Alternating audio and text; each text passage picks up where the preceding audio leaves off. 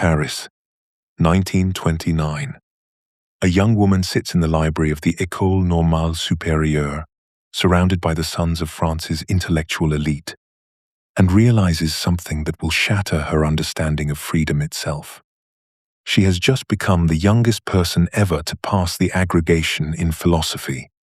She can debate Hegel and Heidegger as an equal with the brilliant men around her. She has escaped the conventional destiny of marriage and motherhood that trapped most women of her generation. By every measure, Simone de Beauvoir is free. And yet, the same professors who praised her intellect still expected her to define herself through the men she knew. The same society that celebrated her achievement still whispered that she should hide her brilliance to avoid threatening potential husbands. The same philosophical tradition that taught her to think critically had been built entirely by men, about men, for men, and simply assumed that man meant human. Her freedom, she discovered, was a carefully bounded enclosure within a much larger prison. I had been deceived, she would write years later. This world was a masculine world. My childhood had been nourished on myths forged by men, but the deception cut deeper than social hypocrisy. As de Beauvoir turned the tools of existentialism upon her own life with ruthless honesty, she discovered something more disturbing than external barriers. Her very identity, her sense of herself as a woman, her understanding of what she wanted, her feeling of what was possible, had been shaped by forces she'd never chosen and barely recognized. Even her rebellion against conventional femininity was a response to categories someone else had created. This recognition would become her most famous insight. One is not born, but rather becomes a woman. Identity itself is not natural but constructed, built through 1,000 small acts of submission and resistance to expectations we never agreed to. And if becoming a woman was a social process rather than a biological destiny, then so was becoming anything else, becoming free, becoming authentic, becoming fully human. The question that haunted de Beauvoir transformed everything that followed. How could she claim authentic freedom whilst other women remained trapped in the myths she had partially escaped? How could individual liberation be meaningful in a world structured by collective oppression? Her privilege, the education, the economic security, the intellectual partnerships, allowed her to see the cage clearly. But that same privilege implicated her in maintaining it. From this unbearable tension emerged a philosophical revolution. De Beauvoir created the first systematic existentialist ethics that refused to separate personal authenticity from social justice. She showed that freedom is always situated, exercised within concrete constraints that are distributed unequally by systems of power. She revealed how oppression operates not just through external force, but through shaping our very sense of what we are and what we might become.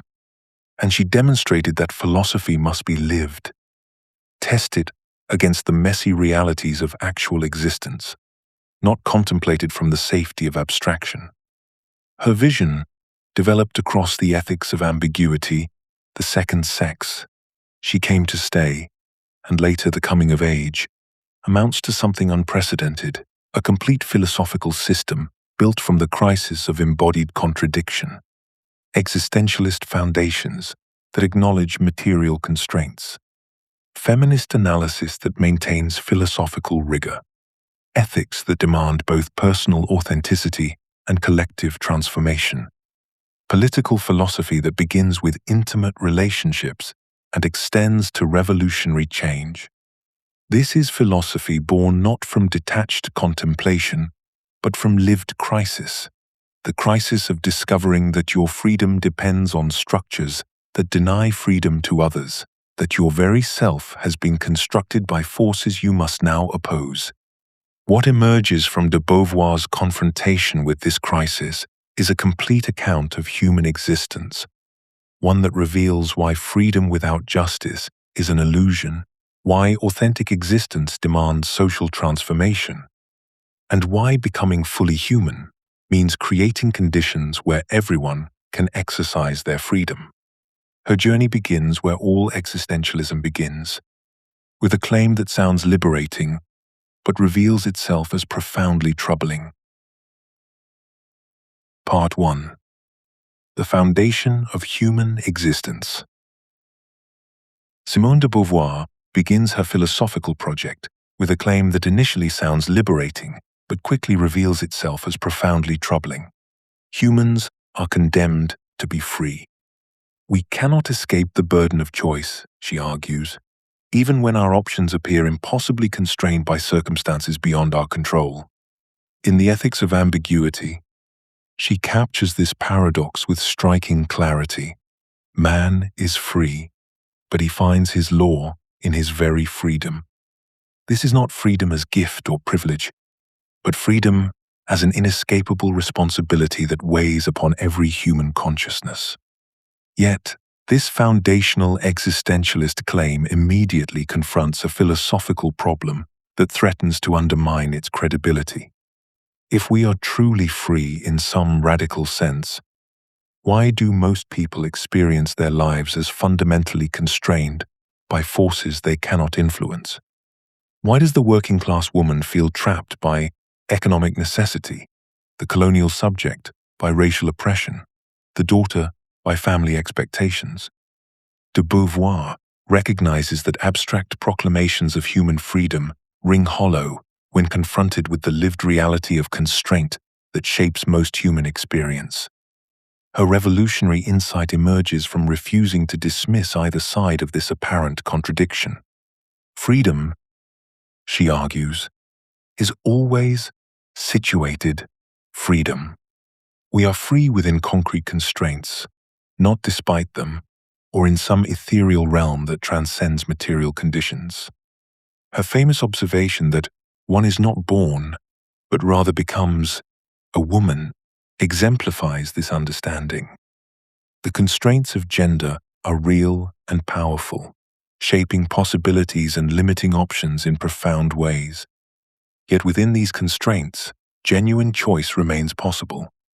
The woman navigates her gendered existence through countless decisions about how to respond to, resist, or work within the expectations placed upon her. This situated understanding makes freedom more philosophically honest and practically urgent than the abstract freedom proclaimed by other existentialists. De Beauvoir's own life provides compelling illustration.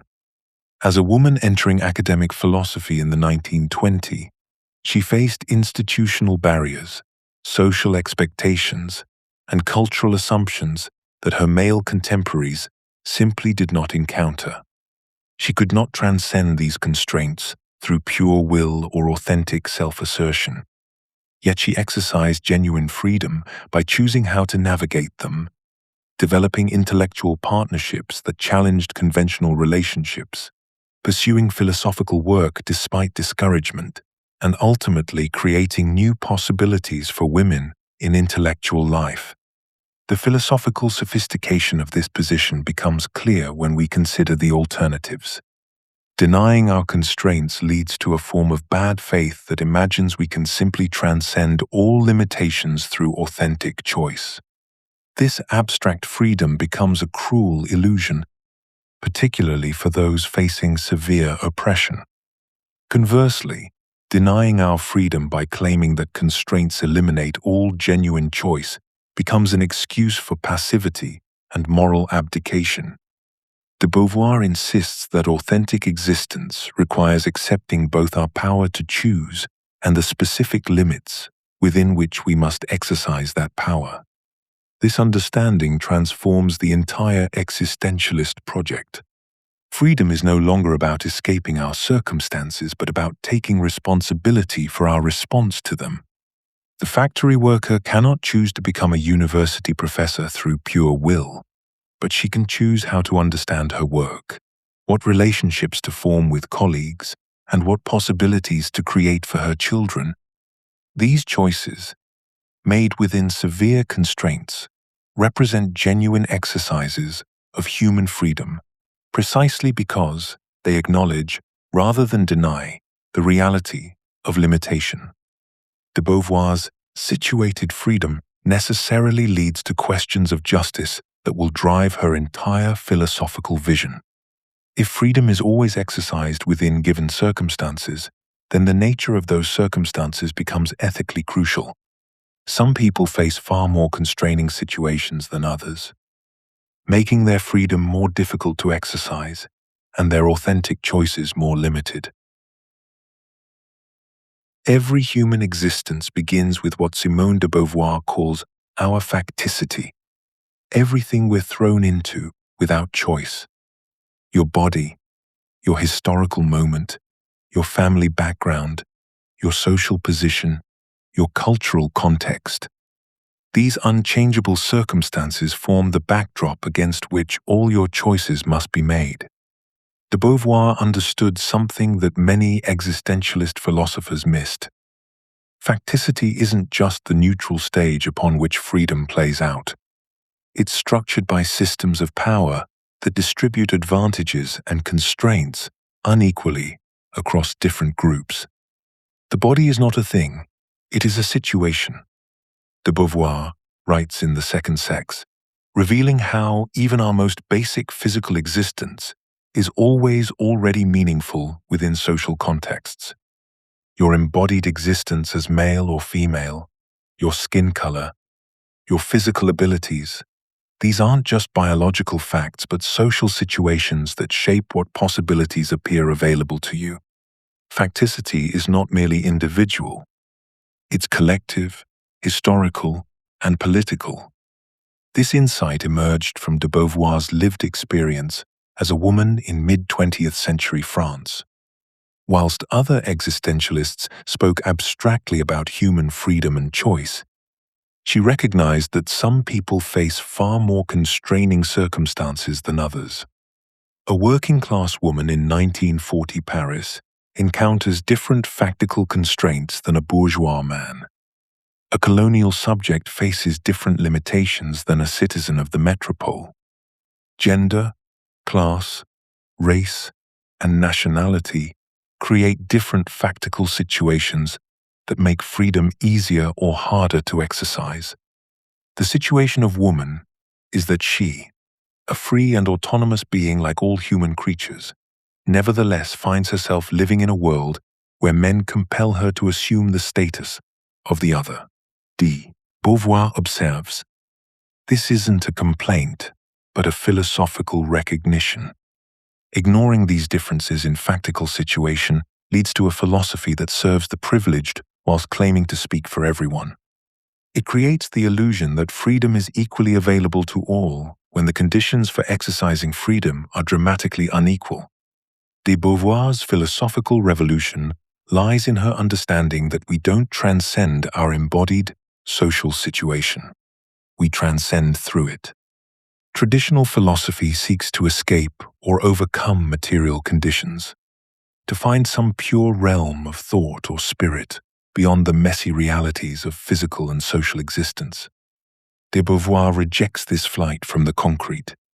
Her analysis of how women's confinement to the domestic sphere and exclusion from public life creates specific factical constraints reveals that these constraints must be acknowledged rather than denied. One must not think that this dependence abolishes her transcendence and her freedom. Authentic transcendence works with and through our given circumstances rather than despite them. The woman who recognizes her factical situation as both constraining and meaningful can act within those constraints to transform them. The person who denies their situatedness acts blindly, often reinforcing the very systems they imagine they're escaping. Accepting rather than denying our facticity becomes the foundation for authentic action in the world.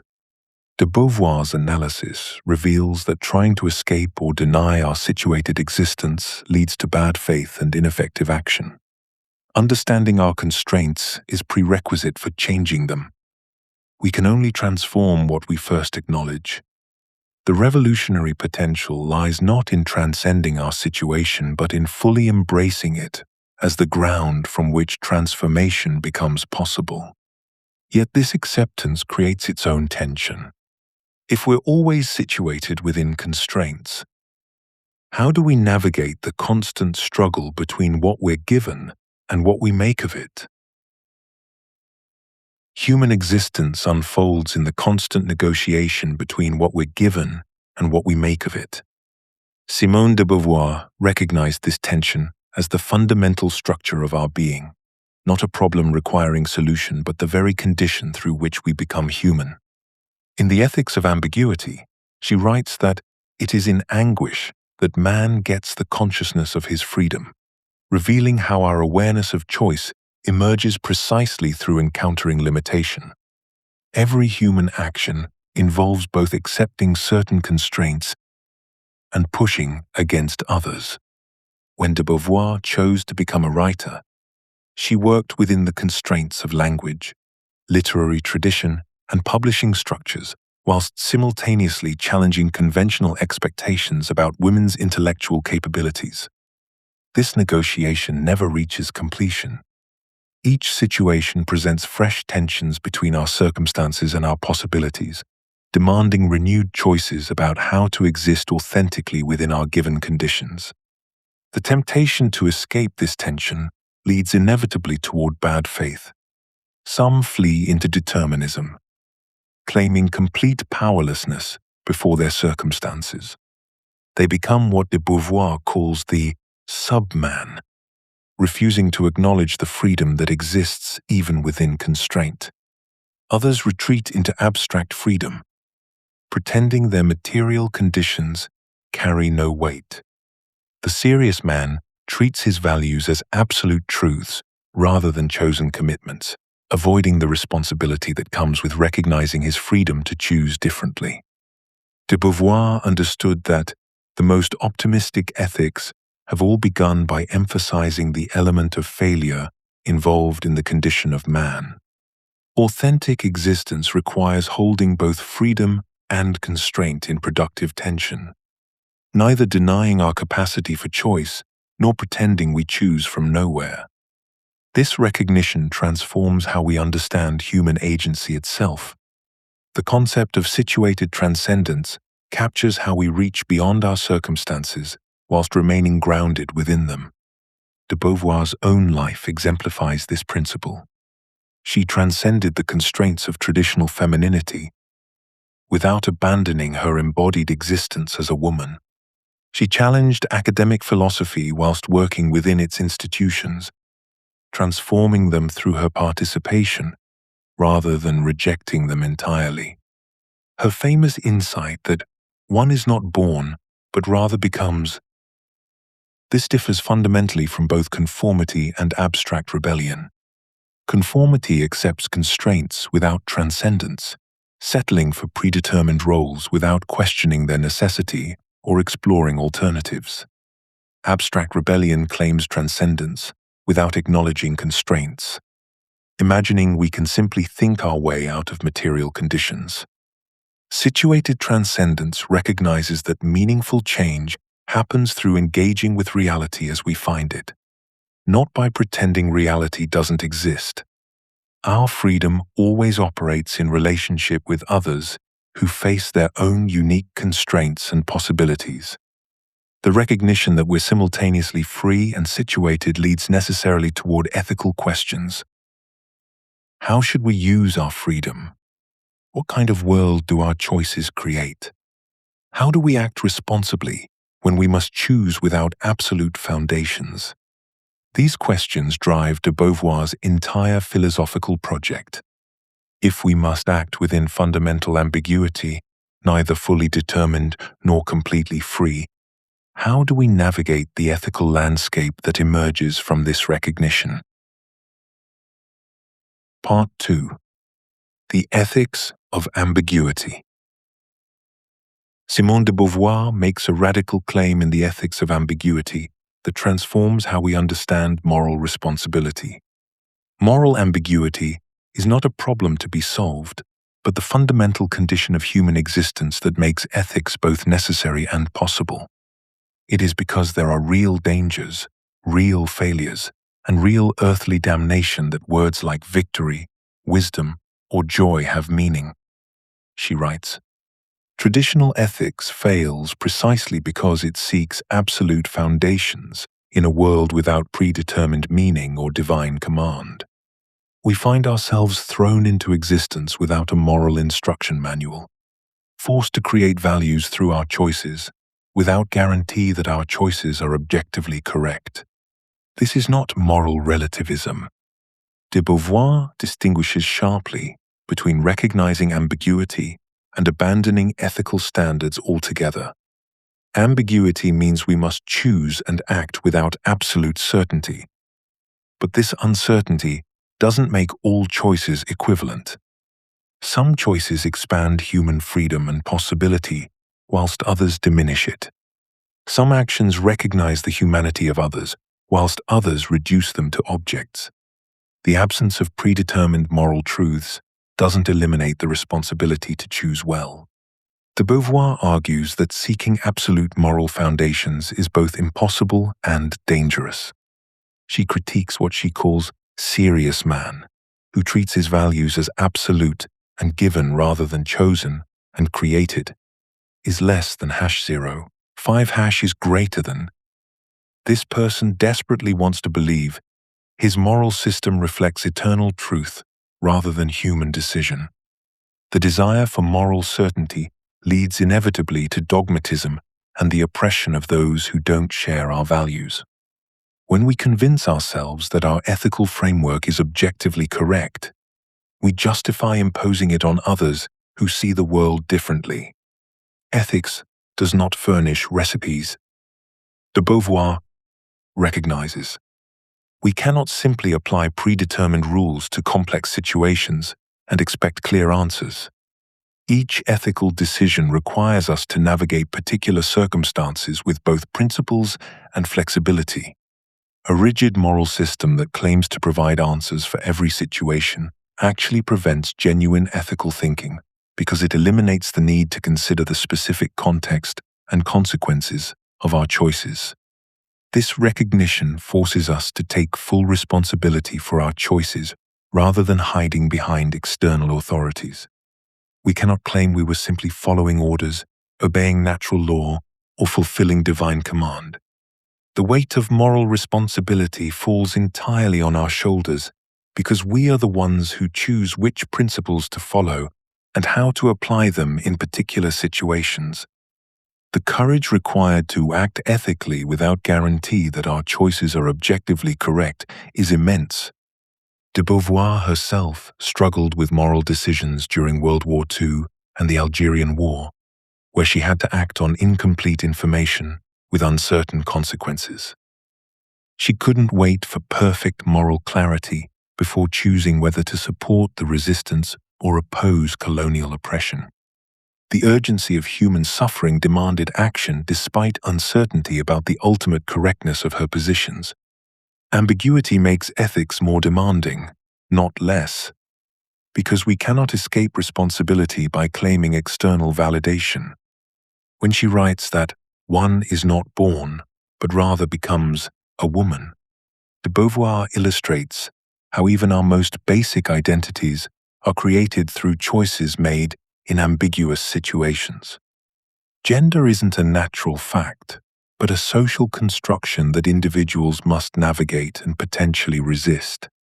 This navigation requires constant ethical decisions about how to live authentically, whilst recognizing the constraints imposed by social expectations. Accepting uncertainty about ultimate foundations paradoxically creates more genuine moral responsibility, because we must own our choices completely. The most optimistic ethics have all begun by emphasizing the element of failure involved in the condition of man. She observes, acknowledging our limitations and the possibility of error doesn't paralyze ethical action but makes it more honest and more human. We act not from arrogant certainty but from humble recognition that we must choose despite uncertainty. Ambiguity is not paralysis, but the condition that makes genuine ethical choice possible. We become ethical subjects, not through following predetermined rules or harboring good intentions, but through the choices we make and the actions we take. De Beauvoir's revolutionary insight in the ethics of ambiguity transforms our understanding of moral development. Man makes himself by acting. Ethical existence emerges as an ongoing process of creation, rather than a fixed state we achieve or lose.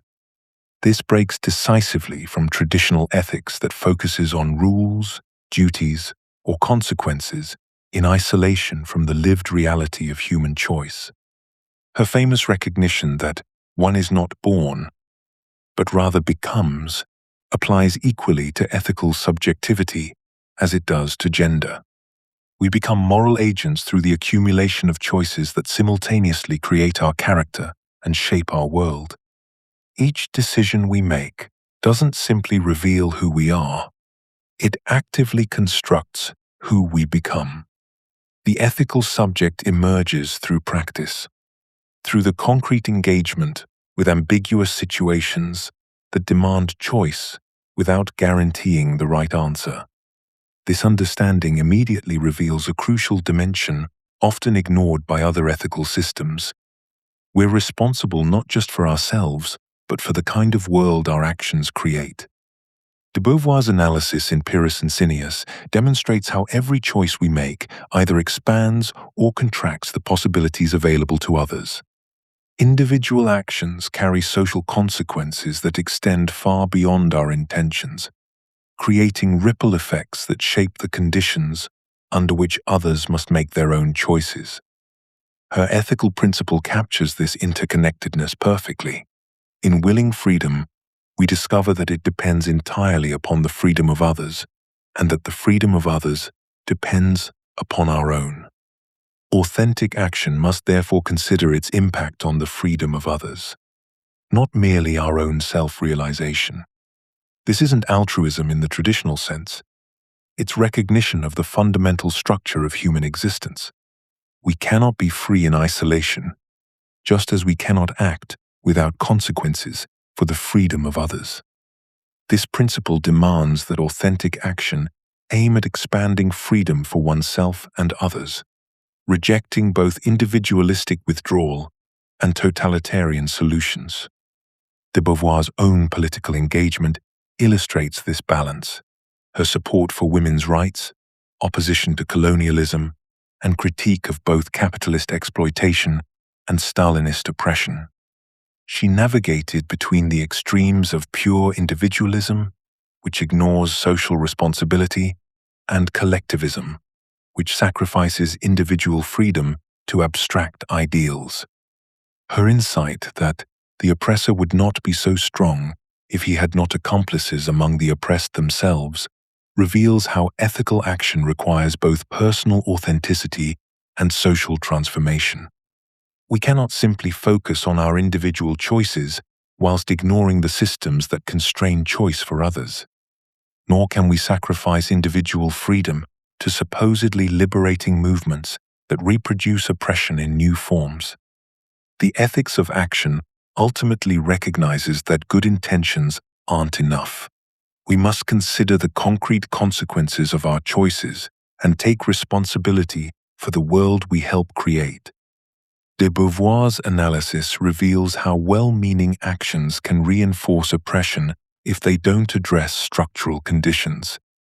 Her ethics demands both moral principles and practical wisdom about how to implement them effectively in ambiguous situations. This creates an uncomfortable truth. If we're truly responsible for expanding freedom, what prevents us from doing so authentically? The answer lies not in our lack of knowledge about what's right, but in the obstacles that make authentic action so difficult to sustain. Freedom terrifies us. This fundamental insight drives de Beauvoir's analysis of bad faith in the ethics of ambiguity, where she reveals the elaborate psychological mechanisms we construct to escape the burden of our own liberty. Bad faith operates as our refuge from the anxiety of choice, the weight of responsibility, and the uncertainty of creating meaning in an ambiguous world. It represents not mere dishonesty with others, but a profound self-deception about our own capacity for choice and transformation. De Beauvoir recognizes that the most optimistic ethics have all begun by emphasizing the element of failure involved in the condition of man. This failure is not accidental but structural to human existence. We are condemned to freedom, yet freedom brings with it the terrifying recognition that we must choose without guarantees, act without certainty, and bear responsibility for consequences we cannot fully predict. Bad faith emerges as our attempt to deny either our freedom to choose or our responsibility for what follows from our choices. The forms this denial takes are varied and sophisticated. De Beauvoir identifies the subman, who refuses to acknowledge his freedom and remains trapped in childlike dependence on others or on systems of authority. He treats himself as a thing rather than a consciousness, claiming he cannot choose, cannot change, cannot take responsibility for his existence. The serious man takes the opposite approach, treating his values as absolute and given rather than chosen. He denies the ambiguity of existence by pretending his commitments are grounded in eternal truth rather than human decision. The nihilist appears more sophisticated, recognizing the absence of predetermined meaning, but concluding that therefore no values matter at all. His denial of responsibility takes the form of claiming nothing is worth choosing. The adventurer pursues freedom but refuses to consider how his choices affect others, treating his liberation as if it existed in isolation from the social world. Each form serves the same function, avoiding the anxiety and responsibility that authentic existence demands. These patterns of bad faith are not merely individual psychological problems, but social phenomena that serve systems of oppression. Women face particular susceptibility to certain forms of bad faith precisely because of their social situation. As de Beauvoir demonstrates in The Second Sex, women are systematically encouraged to find identity through others rather than developing autonomous projects. They are taught to define themselves relationally, to seek validation through service to others, to treat their own desires and ambitions as secondary. This social arrangement creates what de Beauvoir calls a complicity in oppression. When she observes that the most mediocre of males feels himself a demigod as compared with women, she reveals how patriarchal structures encourage both men and women to avoid authentic existence. Men are tempted into the bad faith of treating their dominance as natural rather than chosen, whilst women are encouraged into the bad faith of treating their subordination as inevitable rather than changeable. Bad faith becomes not individual weakness but rational response to social conditions that make authenticity difficult or dangerous. For women in patriarchal society, authentic existence often requires challenging systems that punish such challenges. The temptation to bad faith is therefore not simply psychological but political, not merely personal but structural. Authentic existence emerges as the alternative to bad faith. But de Beauvoir's analysis reveals its demanding nature. Authenticity requires acknowledging both our freedom and our constraints, both our capacity for choice and the limits within which we must choose. It demands we accept responsibility for our decisions whilst recognizing we cannot control their consequences. Most importantly, it requires understanding that authenticity is never a finished achievement but an ongoing process of becoming. De Beauvoir's insight that one is not born but rather becomes applies not only to gender but to authentic existence itself. We become authentic through repeated choices to acknowledge our freedom, to accept responsibility, to resist the comfortable illusions of bad faith. This authenticity must be renewed in each situation, recommitted to in each moment of choice. Part 3. Intersubjectivity and the problem of the other. Human consciousness carries within itself a profound and dangerous need. We cannot exist as fully realized subjects without recognition from other consciousness. This is not some psychological weakness or social conditioning. It represents an ontological necessity that shapes the very structure of human existence. De Beauvoir recognized this fundamental truth in She Came to Stay, where she explored how consciousness is always consciousness for others, as well as consciousness for itself. We become who we are through our relationships with others, through interactions that either confirm or deny our subjectivity. This insight transforms our understanding of human development entirely. When de Beauvoir declared that one is not born, but rather becomes a subject, she was revealing how our very selfhood emerges through recognition. The child becomes a person through being seen, acknowledged, treated as someone who matters. The lover discovers their capacity for passion through being desired. The thinker develops ideas through being understood. We are not self-contained subjects who then choose to relate to others. We become subjects through the quality of recognition we receive and grant. Yet this fundamental need creates what de Beauvoir calls the fundamental ambiguity of existence. If one needs your recognition to exist fully as myself, don't you have power over my very being? This dependency runs deeper than any political or economic relationship. You hold in your hands not merely my happiness or success, but my capacity to experience myself as real, as mattering, as existing in the fullest sense. The presence of others becomes simultaneously necessary and threatening. As de Beauvoir observed in The Ethics of Ambiguity, the presence of others is a threat to our existence, precisely because we need them so desperately. This vulnerability creates the conditions for what she calls the battle of consciousness. Each person tries to secure recognition without granting it in return, attempting to become subject while making the other into object.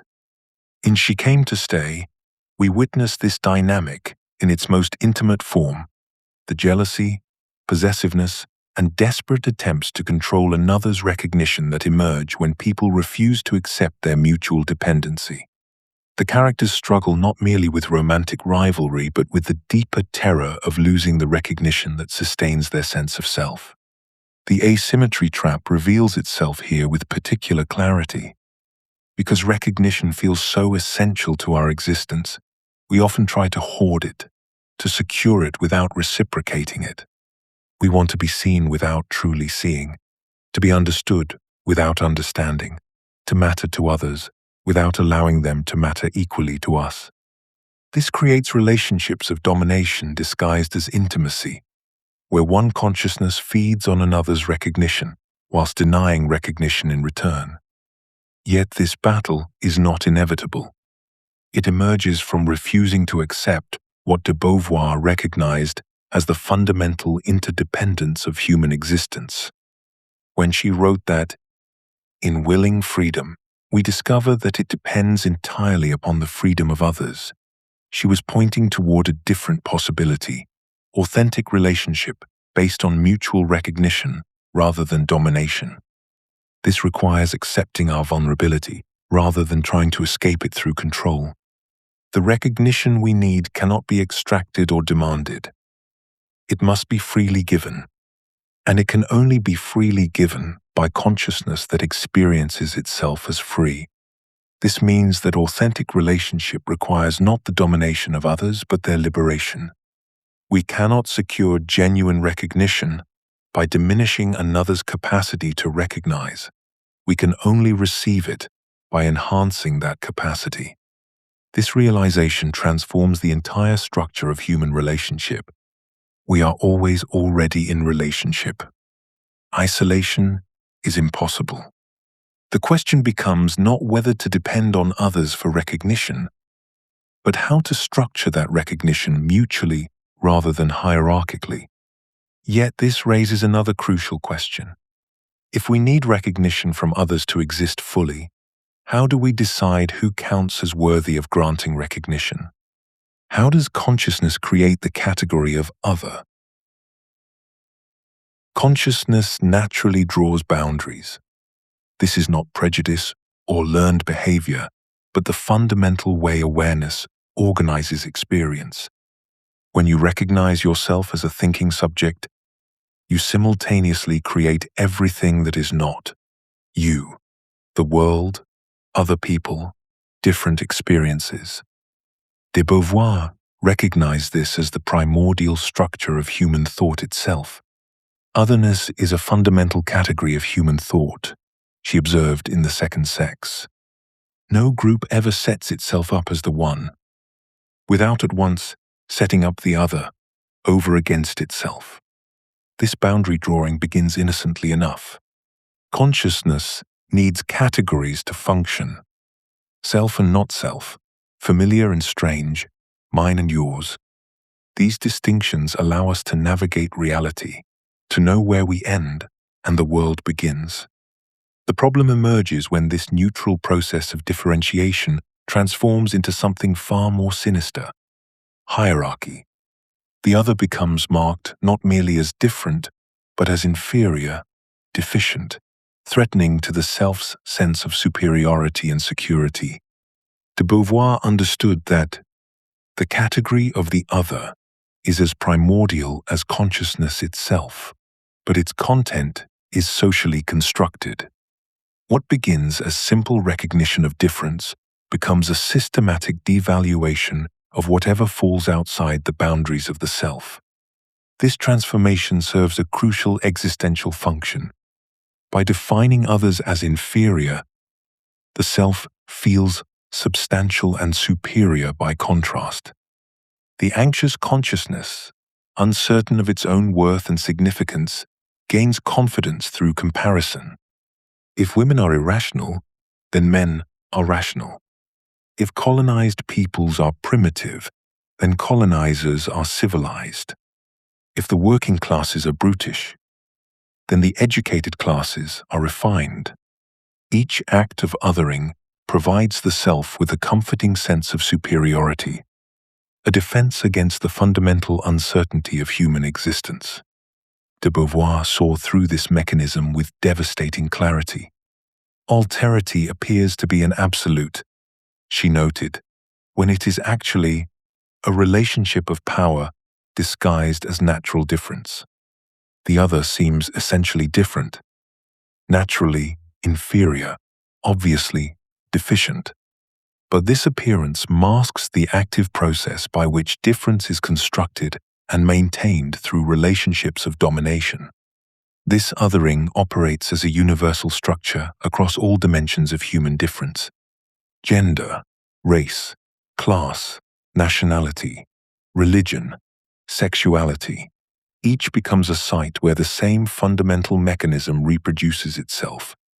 These are not separate prejudices but manifestations of the same refusal to grant full subjectivity to those marked as different. The other is defined as other by the one in defining himself as one. De Beauvoir recognized. The process is relational, requiring both the assertion of superiority and the creation of inferiority.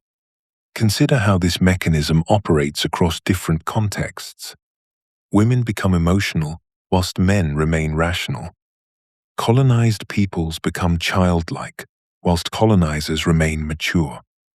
The poor become lazy whilst the wealthy remain industrious. Each othering follows the same pattern. Difference is identified, exaggerated, and transformed into hierarchy. What varies is not the structure but the content, the specific characteristics used to justify domination. The universality of this pattern reveals oppression as built into consciousness that refuses to recognize shared humanity. It is not accidental prejudice, but a systematic way of organizing human relationships around domination rather than recognition. The oppressor maintains superiority by creating and maintaining the inferiority of others. This creates what de Beauvoir called accomplices among the oppressed themselves. those who internalize their othering and participate in their own subordination. Yet this mechanism contains the seeds of its own destruction. Othering allows the self to feel substantial and superior, but at enormous cost. It prevents authentic relationship and genuine self-knowledge. When we define ourselves through the inferiority of others, we become dependent on maintaining that inferiority. Our sense of worth becomes parasitic on others' degradation. The oppressor becomes trapped within the very system that seems to benefit them. They cannot risk genuine encounter with those they other, because such encounter might reveal shared humanity, shared vulnerability, shared dignity. De Beauvoir's most revolutionary ethical insight challenges the foundation of Western moral philosophy. Authentic freedom cannot exist in isolation. Her principle from the ethics of ambiguity cuts through centuries of philosophical debate with startling clarity. In willing freedom, we discover that it depends entirely upon the freedom of others, and that the freedom of others depends upon our own. This insight shatters both liberal individualism, which treats freedom as private property to be accumulated and defended, and abstract universalism, which proclaims equality whilst ignoring the concrete differences that make some more free than others. Freedom, de Beauvoir argues, is not a zero-sum game where one person's liberation diminishes another's. Instead, it operates as a collective project where everyone's capacity for authentic existence is enhanced by everyone else's liberation. This recognition transforms ethics from a system of rules governing individual behavior into an understanding of how human consciousness develops through relationship. When we support another's freedom, we create conditions where our own freedom can flourish more fully. The analysis becomes more complex when de Beauvoir examines how oppression corrupts the oppressor as well as the oppressed. In The Second Sex, she demonstrates how men's domination of women impoverishes men's own emotional and relational lives. The oppressor becomes trapped in the role of oppressor, unable to experience genuine intimacy or authentic self-knowledge because the relationship is built on denial of the other's full subjectivity. Men who reduce women to objects of desire or domestic function cut themselves off from the possibility of encountering another consciousness as rich and complex as their own. De Beauvoir's insight that the oppressor would not be so strong if he had not accomplices among the oppressed themselves reveals how domination corrupts all relationships within the system. Oppression creates a web of complicity where everyone, including the oppressed, becomes invested in maintaining structures that ultimately diminish everyone's freedom. The oppressor's apparent strength masks a profound existential weakness, the inability to encounter genuine otherness or to know oneself through authentic relationship. Mutual recognition emerges as the foundation of genuine ethical relationship. This goes beyond mere tolerance or respect to require active acknowledgement of the other's full subjectivity and ongoing support for their capacity to create meaning through their own choices. De Beauvoir's analysis of authentic love relationships illustrates this principle. Partners maintain their individual freedom whilst supporting each other's projects, creating a dynamic where neither person's authenticity is sacrificed for the relationship's stability. Such recognition cannot rely on predetermined roles or hierarchies because it requires ongoing negotiation between two centers of consciousness, each capable of surprise, growth, and creative response to their situation. De Beauvoir notes that one is not born, but rather becomes a subject capable of mutual recognition. This capacity develops through relationships that model reciprocity rather than domination, where each person learns to see themselves as both subject and object, self and other.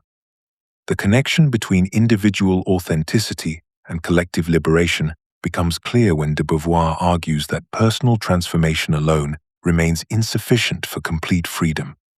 Her insight that the individual is defined only by his relationship to the world and to other individuals means that changing consciousness must be accompanied by changing social structures.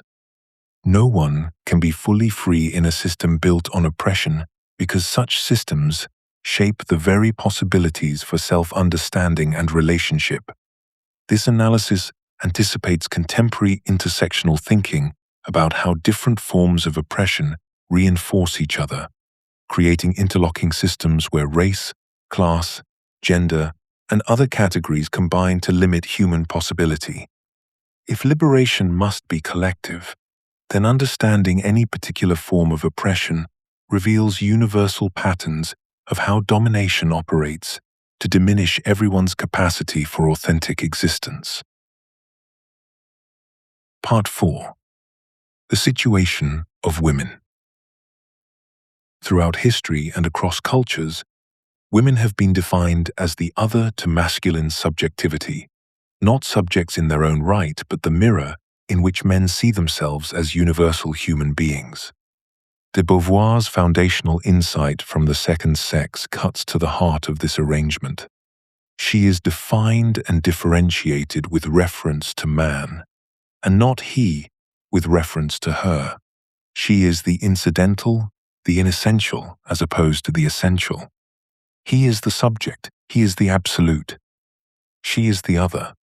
This othering runs so deep that man becomes synonymous with human, whilst woman remains a marked category, a deviation from the universal norm.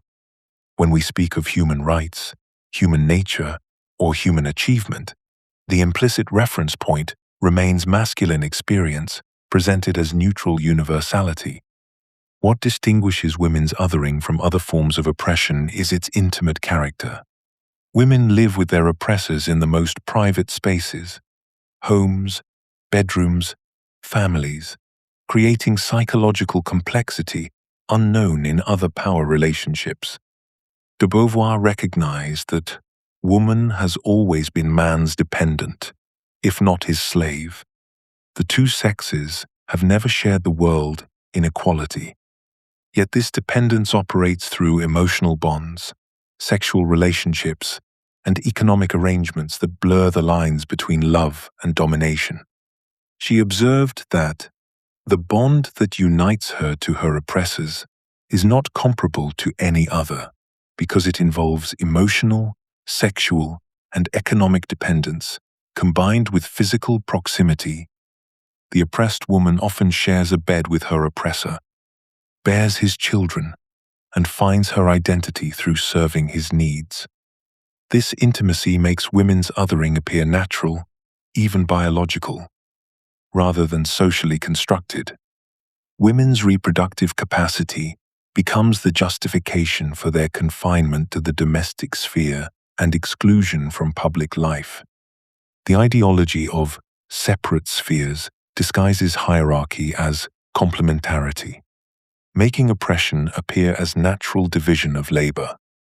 Men create culture, politics, and history, whilst women nurture, support, and maintain the private realm.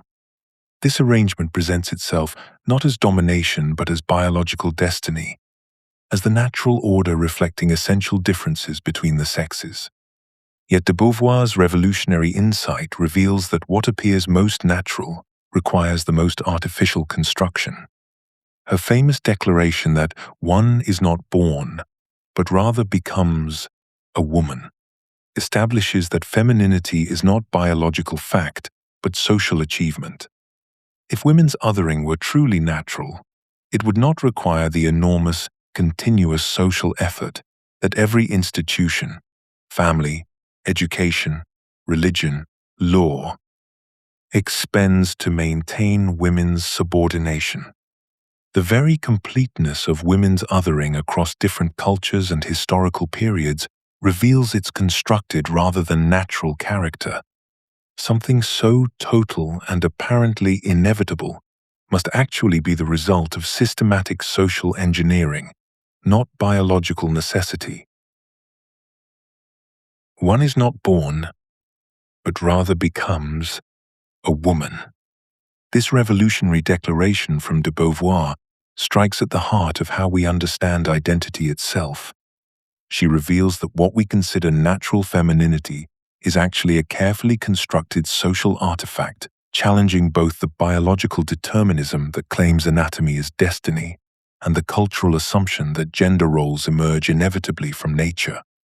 When de Beauvoir describes this creature, intermediate between male and eunuch, which is described as feminine, she exposes the artificial nature of what society presents as essential womanhood.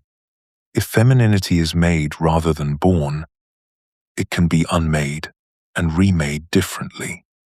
The construction begins immediately through systematic socialization processes that channel girls toward passivity, dependence, and concern with appearance rather than achievement. From her earliest years, de Beauvoir observes, the little girl is taught from the first that to please she must try to please, she must make herself object, she should therefore renounce her autonomy. This is not accidental but deliberate conditioning. Toys direct girls toward nurturing and decoration whilst boys receive tools for building and conquering. Games teach girls cooperation and boys competition.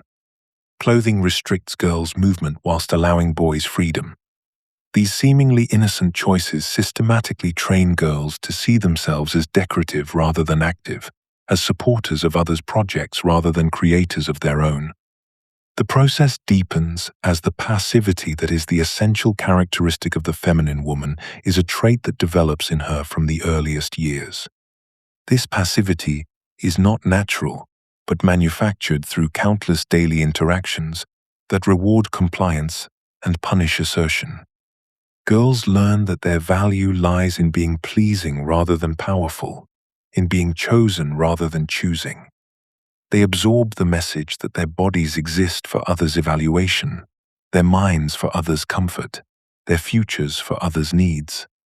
Educational and cultural institutions reinforce these lessons systematically. Even exceptional women learn to hide their intelligence and ambition to avoid threatening male superiority. Literature, religion, and popular culture deliver the consistent message that women's highest fulfillment comes through serving others. As de Beauvoir recognizes, representation of the world, like the world itself, is the work of men. They describe it from their own point of view, which they confuse with absolute truth. Women learn to see themselves through male eyes, to measure their worth through male approval, to understand their possibilities through male definitions. This construction creates a specific feminine psychology characterized by emotional dependence, discouraged intellectual ambition, and identity found through serving others rather than pursuing autonomous goals. Women become what de Beauvoir calls relative beings who exist in relation to men rather than as independent subjects. They learn to find meaning through enabling others' transcendence whilst renouncing their own. This psychological construction serves the material function of providing unpaid domestic labor and emotional support, creating a class of people trained to sacrifice their own projects for others' benefit. The philosophical implications are profound. If femininity is constructed specifically to serve others' needs, this reveals how oppression operates not merely through external force, but through the systematic limitation of possibilities for transcendence. Women are not simply prevented from achieving. They are taught not to want achievement, not to imagine themselves as subjects capable of creating meaning through free action. This represents oppression at its most sophisticated, creating the very desires and self-concepts that maintain subordination. Simone de Beauvoir reveals that women's oppression operates through a profound philosophical mechanism: systematic confinement to immanence, whilst men claim transcendence. Immanence represents existence, trapped in repetitive, biological, domestic cycles that create nothing new or lasting. Transcendence, by contrast, involves the capacity to build, create, and leave a mark on history through projects that extend beyond immediate biological needs. De Beauvoir's analysis in The Second Sex demonstrates how this division shapes every aspect of women's lives. Woman's work within the home gives her no autonomy. It is not directly useful to society, produces nothing, she argues, because domestic labor involves maintaining rather than creating. Women find themselves confined to tasks that must be repeated endlessly, cooking meals that will be consumed, cleaning spaces that will become dirty again, caring for children who will eventually leave. Few tasks are more like the torture of Sisyphus than housework, with its endless repetition, de Beauvoir observes, capturing the philosophical horror of existence reduced to cyclical maintenance. Meanwhile, men claim the realm of transcendence. Art, politics, philosophy, science, commerce, activities that create lasting achievements and historical significance. This division appears natural, even inevitable, but de Beauvoir exposes its constructed character. It is not in giving life but in risking life that man is raised above the animal.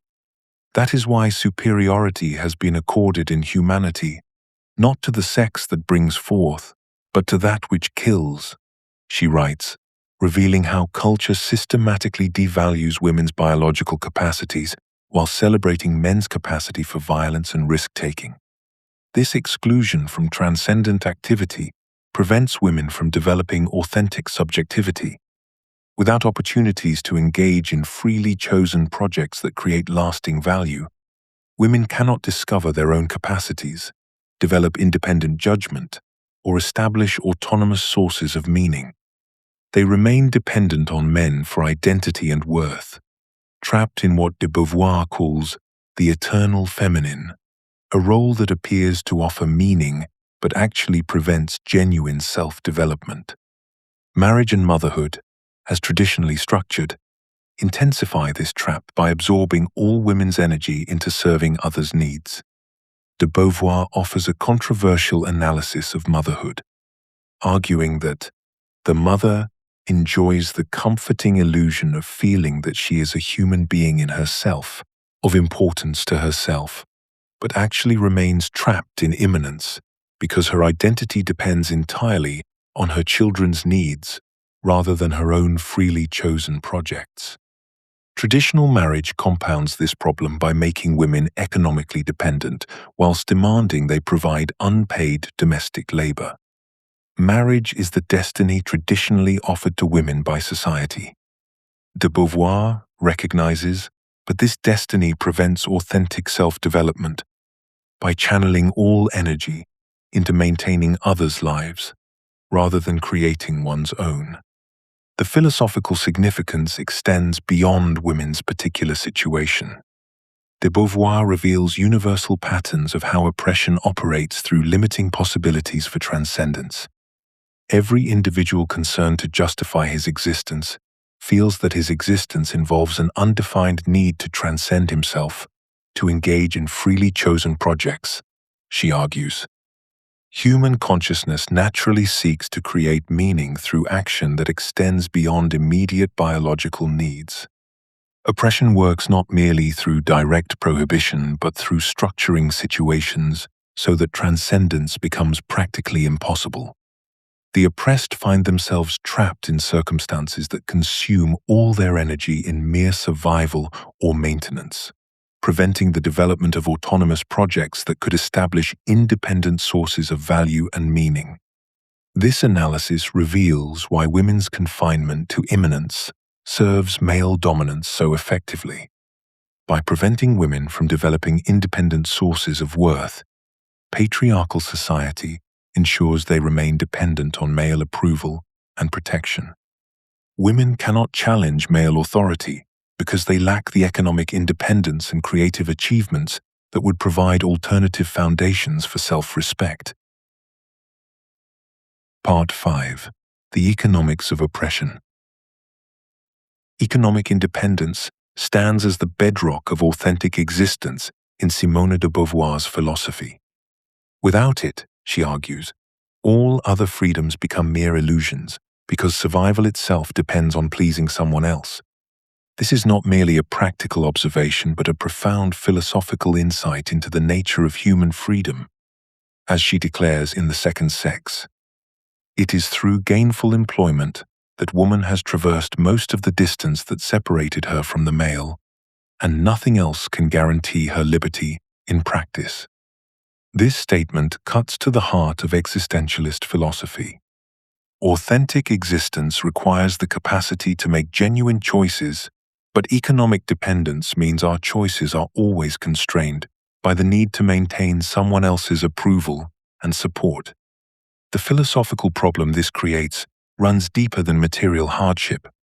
How can someone develop authentic subjectivity when their very existence depends on pleasing someone else rather than pursuing their own projects? De Beauvoir's analysis reveals that women have been systematically excluded from productive labor that would give them independent means of survival. This exclusion is not accidental, but serves the function of maintaining male control over women's choices and behavior. She recognizes that the fundamental source of women's oppression is her economic dependence, because it makes all other aspects of liberation conditional on male approval. The woman who depends on a husband or father for her survival cannot truly choose her values, her relationships, or her life path, because these choices must always serve the interests of her economic provider. Work becomes more than economic necessity in de Beauvoir's analysis. It represents a means of transcendence and self-creation that women have been systematically denied. She observes that it is through work that woman has been able, to a large extent, to close the gap, separating her from the male. Because work provides both material independence and opportunities for creative self-expression. Productive labor connects individuals to the broader social world and allows them to leave a mark on history rather than being confined to the private domestic sphere. Through work, one engages with the material world, transforms it, and creates something that outlasts the individual moment. This capacity for transcendence through productive activity is what distinguishes human consciousness from mere biological existence. Economic independence enables authentic choice and self-creation by removing the fundamental constraint that shapes dependent existence. De Beauvoir notes that the economic evolution of woman's condition is in process of upsetting the balance of the sexes and creating new possibilities for authentic relationship between equals. Her emphasis on economic factors distinguishes her philosophy from abstract existentialist thinking that ignores material conditions. Freedom cannot exist in a vacuum. It requires concrete conditions that make choice possible. When someone controls your access to food, shelter, and basic survival, they effectively control your capacity to choose your own values and projects. Economic independence breaks this chain of control and creates the material foundation for authentic selfhood. Yet, if economic independence is so crucial for freedom, we must examine how social institutions systematically structure dependence as women's destiny. Marriage presents itself as the culmination of romantic love, the natural destiny toward which women's lives inevitably flow. Yet, beneath this veneer of emotional fulfillment lies a stark economic reality that de Beauvoir exposed with unflinching clarity. Traditional marriage functions as an elaborate economic arrangement, a system that trades women's domestic labor, sexual availability, and reproductive capacity for material security and social status. This exchange masquerades as partnership, whilst operating as a fundamental form of economic exploitation. De Beauvoir recognized this deception with precision. Marriage is the destiny traditionally offered to women by society. It is still true that most women are married, or have been, or plan to be, or suffer from not being. This destiny reveals itself not as natural inclination but as economic compulsion. Women face marriage not as free choice but as the only viable path to survival in societies that systematically exclude them from independent economic opportunity. The Romantic ideology obscures this brutal calculus, transforming economic necessity into emotional longing. The material reality behind marriage's romantic facade exposes a carefully structured dependency relationship. Women provide comprehensive household management, childcare, and emotional support in exchange for economic support from their husbands. This arrangement creates what appears to be mutual benefit, but actually represents profound exploitation.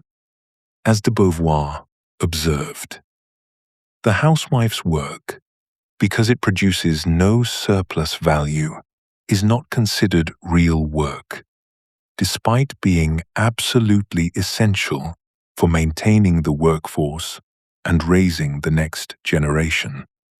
This unpaid labor subsidizes the entire economic system whilst leaving women economically vulnerable and dependent. The wife's contributions remain invisible, uncompensated, and undervalued precisely because they occur within the domestic sphere rather than the marketplace. De Beauvoir understood the economic logic underlying this arrangement. The wife is not paid for her work. She participates in the wealth of the husband only insofar as he chooses to let her. Marriage thus creates a relationship where one party provides essential services whilst the other maintains complete economic control. Property laws, inheritance practices, and social expectations have historically structured marriage as an explicit economic transaction. Legal systems treated married women as property of their husbands, unable to own assets, sign contracts, or control their own earnings. Whilst contemporary legal reforms have modified these arrangements, the underlying economic structure persists. Women continue to provide uncompensated domestic labor whilst remaining economically dependent on their spouse's goodwill and continued presence. The romantic ideology of marriage serves a crucial function in maintaining this system. By presenting economic dependency as emotional choice, society obscures the structural forces that channel women into marriage. Women learn to desire what actually limits their freedom, to seek fulfillment through arrangements that prevent their authentic development. De Beauvoir recognized this psychological manipulation. The word love has by no means the same sense for both sexes, and this is one source of the serious misunderstandings that divide them. Marriage thus embodies a fundamental contradiction. It is simultaneously presented as women's natural destiny and source of fulfillment, whilst functioning as the primary mechanism that prevents women's economic independence. This contradiction creates profound psychological conflict for women who are taught to desire their own limitation. The institution promises completion whilst delivering confinement, offers security whilst creating vulnerability. Society presents motherhood as woman's natural destiny, the ultimate fulfillment of biological purpose that renders all other activities secondary or unnecessary.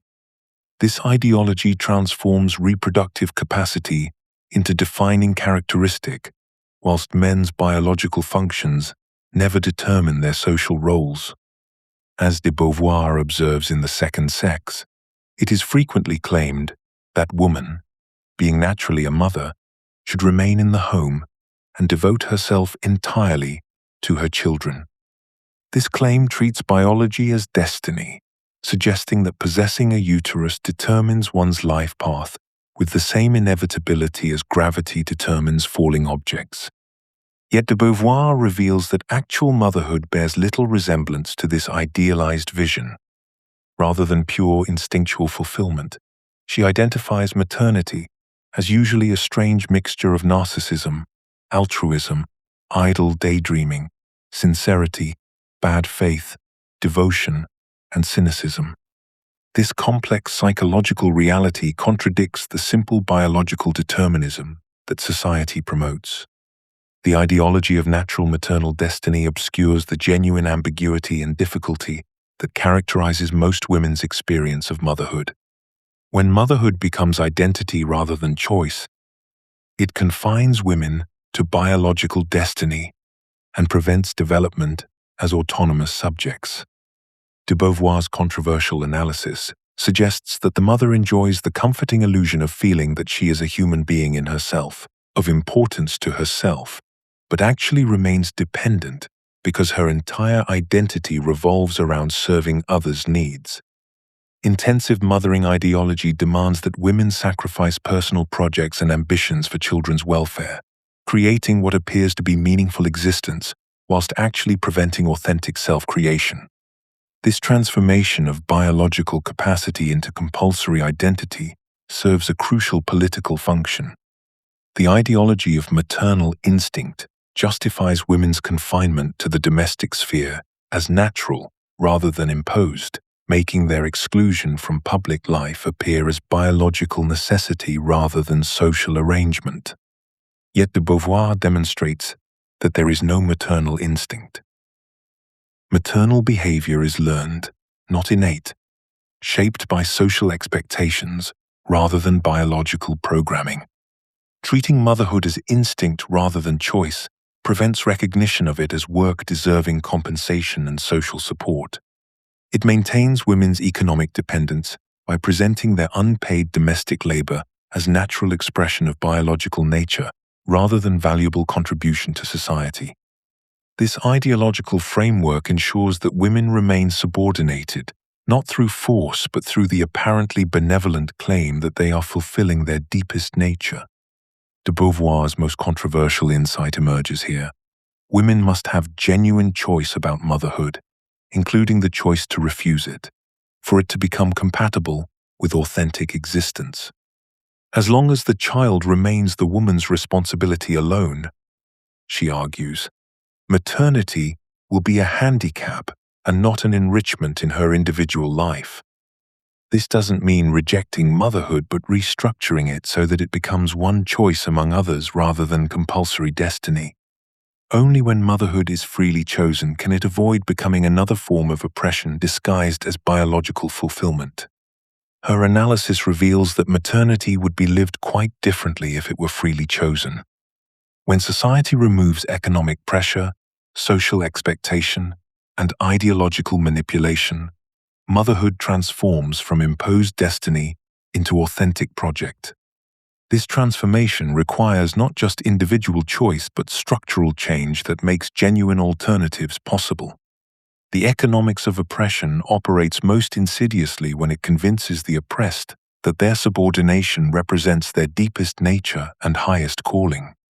Biological destiny becomes the perfect prison because it appears to offer freedom whilst ensuring continued confinement. Part 6. The Psychology of Oppression. De Beauvoir confronted a disturbing reality that challenges every simple story about liberation. Many oppressed people seem to choose their oppression, even when opportunities for freedom arise.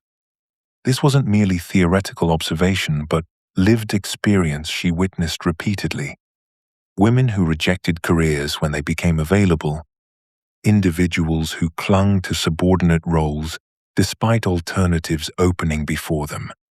It is easier to live as a slave than as a free human being, she declared in The Second Sex, recognizing that this apparent preference for subjugation initially seems to contradict the very foundation of existentialist philosophy, that humans are fundamentally free and responsible for their choices. Yet de Beauvoir understood the profound psychological appeal that makes submission attractive. Accepting subordination means avoiding the anxiety and responsibility that accompany freedom, the crushing burden of making choices without guarantee of success, the ever-present risk of failure that haunts authentic existence. In The Ethics of Ambiguity, she explored how freedom creates anguish precisely because it forces us to take full responsibility for our choices and their consequences.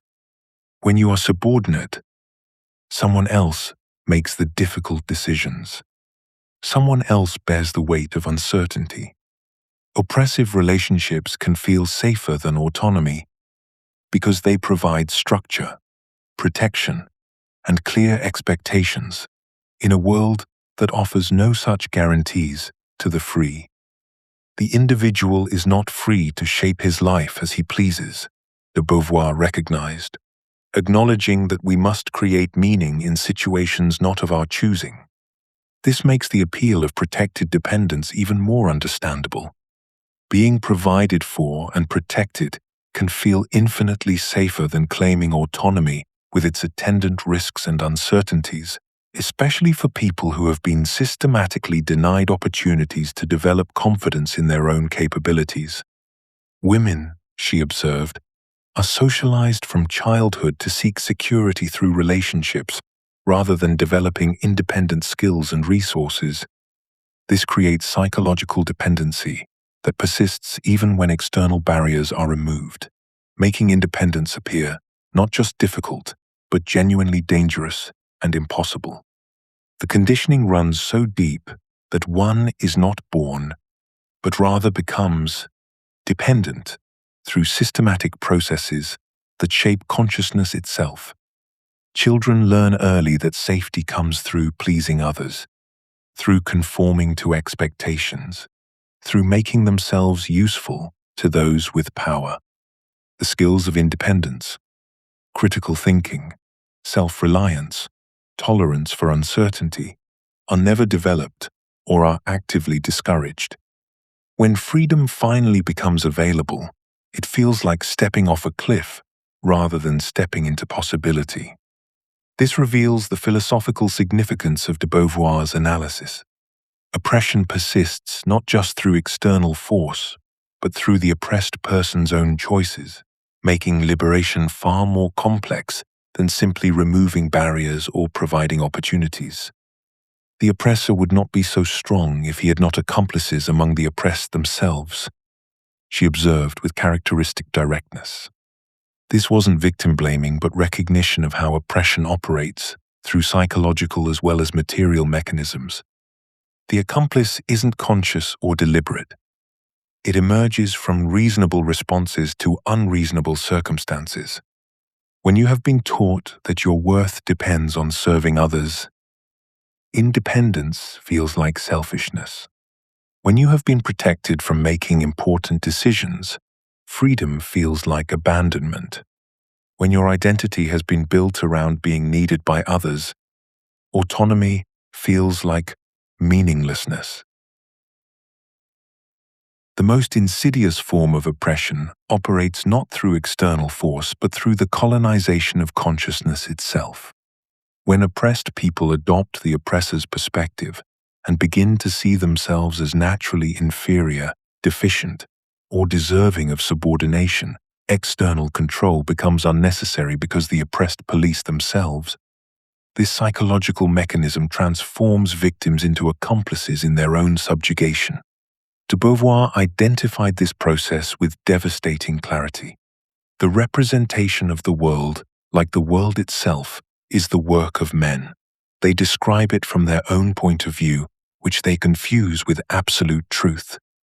The dominant group's perspective becomes universal truth, and oppressed people measure themselves against standards designed to confirm their inferiority. They accept definitions of value, success, and human worth that systematically exclude or devalue their own experiences and capabilities. This internalization operates across all forms of oppression through a common pattern. The oppressed person begins to police themselves according to the oppressor's standards, becoming their own harshest critic and enforcer of limitations. Women internalize misogynistic attitudes and become critical of other women who challenge traditional roles.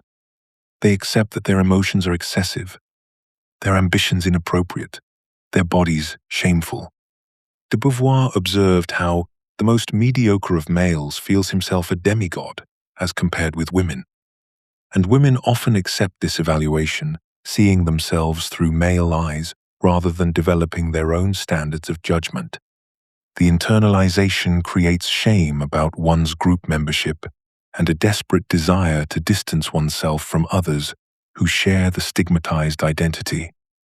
The woman who insists she's not like other women, or the person from an oppressed background who adopts the dominant group's stereotypes about their own people, demonstrates this psychological splitting. They hope to escape oppression by aligning with the oppressor's perspective, not recognizing that this alignment only reinforces the system that subordinates them. This dynamic produces horizontal hostility, where oppressed groups turn against each other rather than challenging the system. They compete for the oppressor's approval rather than recognizing common interests in liberation. De Beauvoir documented how women compete with each other for male attention and approval rather than supporting each other's independence. This serves the system perfectly by preventing solidarity and collective action. As she noted, women do not say "we," except at some congress of feminists or similar formal demonstration. Men say "women," and women use the same word in referring to themselves.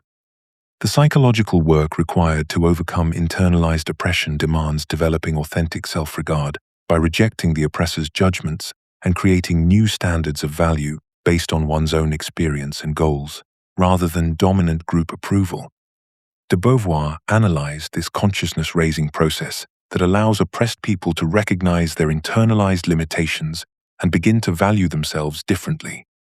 This psychological transformation requires both individual work and supportive community, both personal courage and collective solidarity. Yet even as consciousness develops, the confined spaces available to oppressed groups create their own psychological distortions. De Beauvoir reveals a disturbing psychological truth.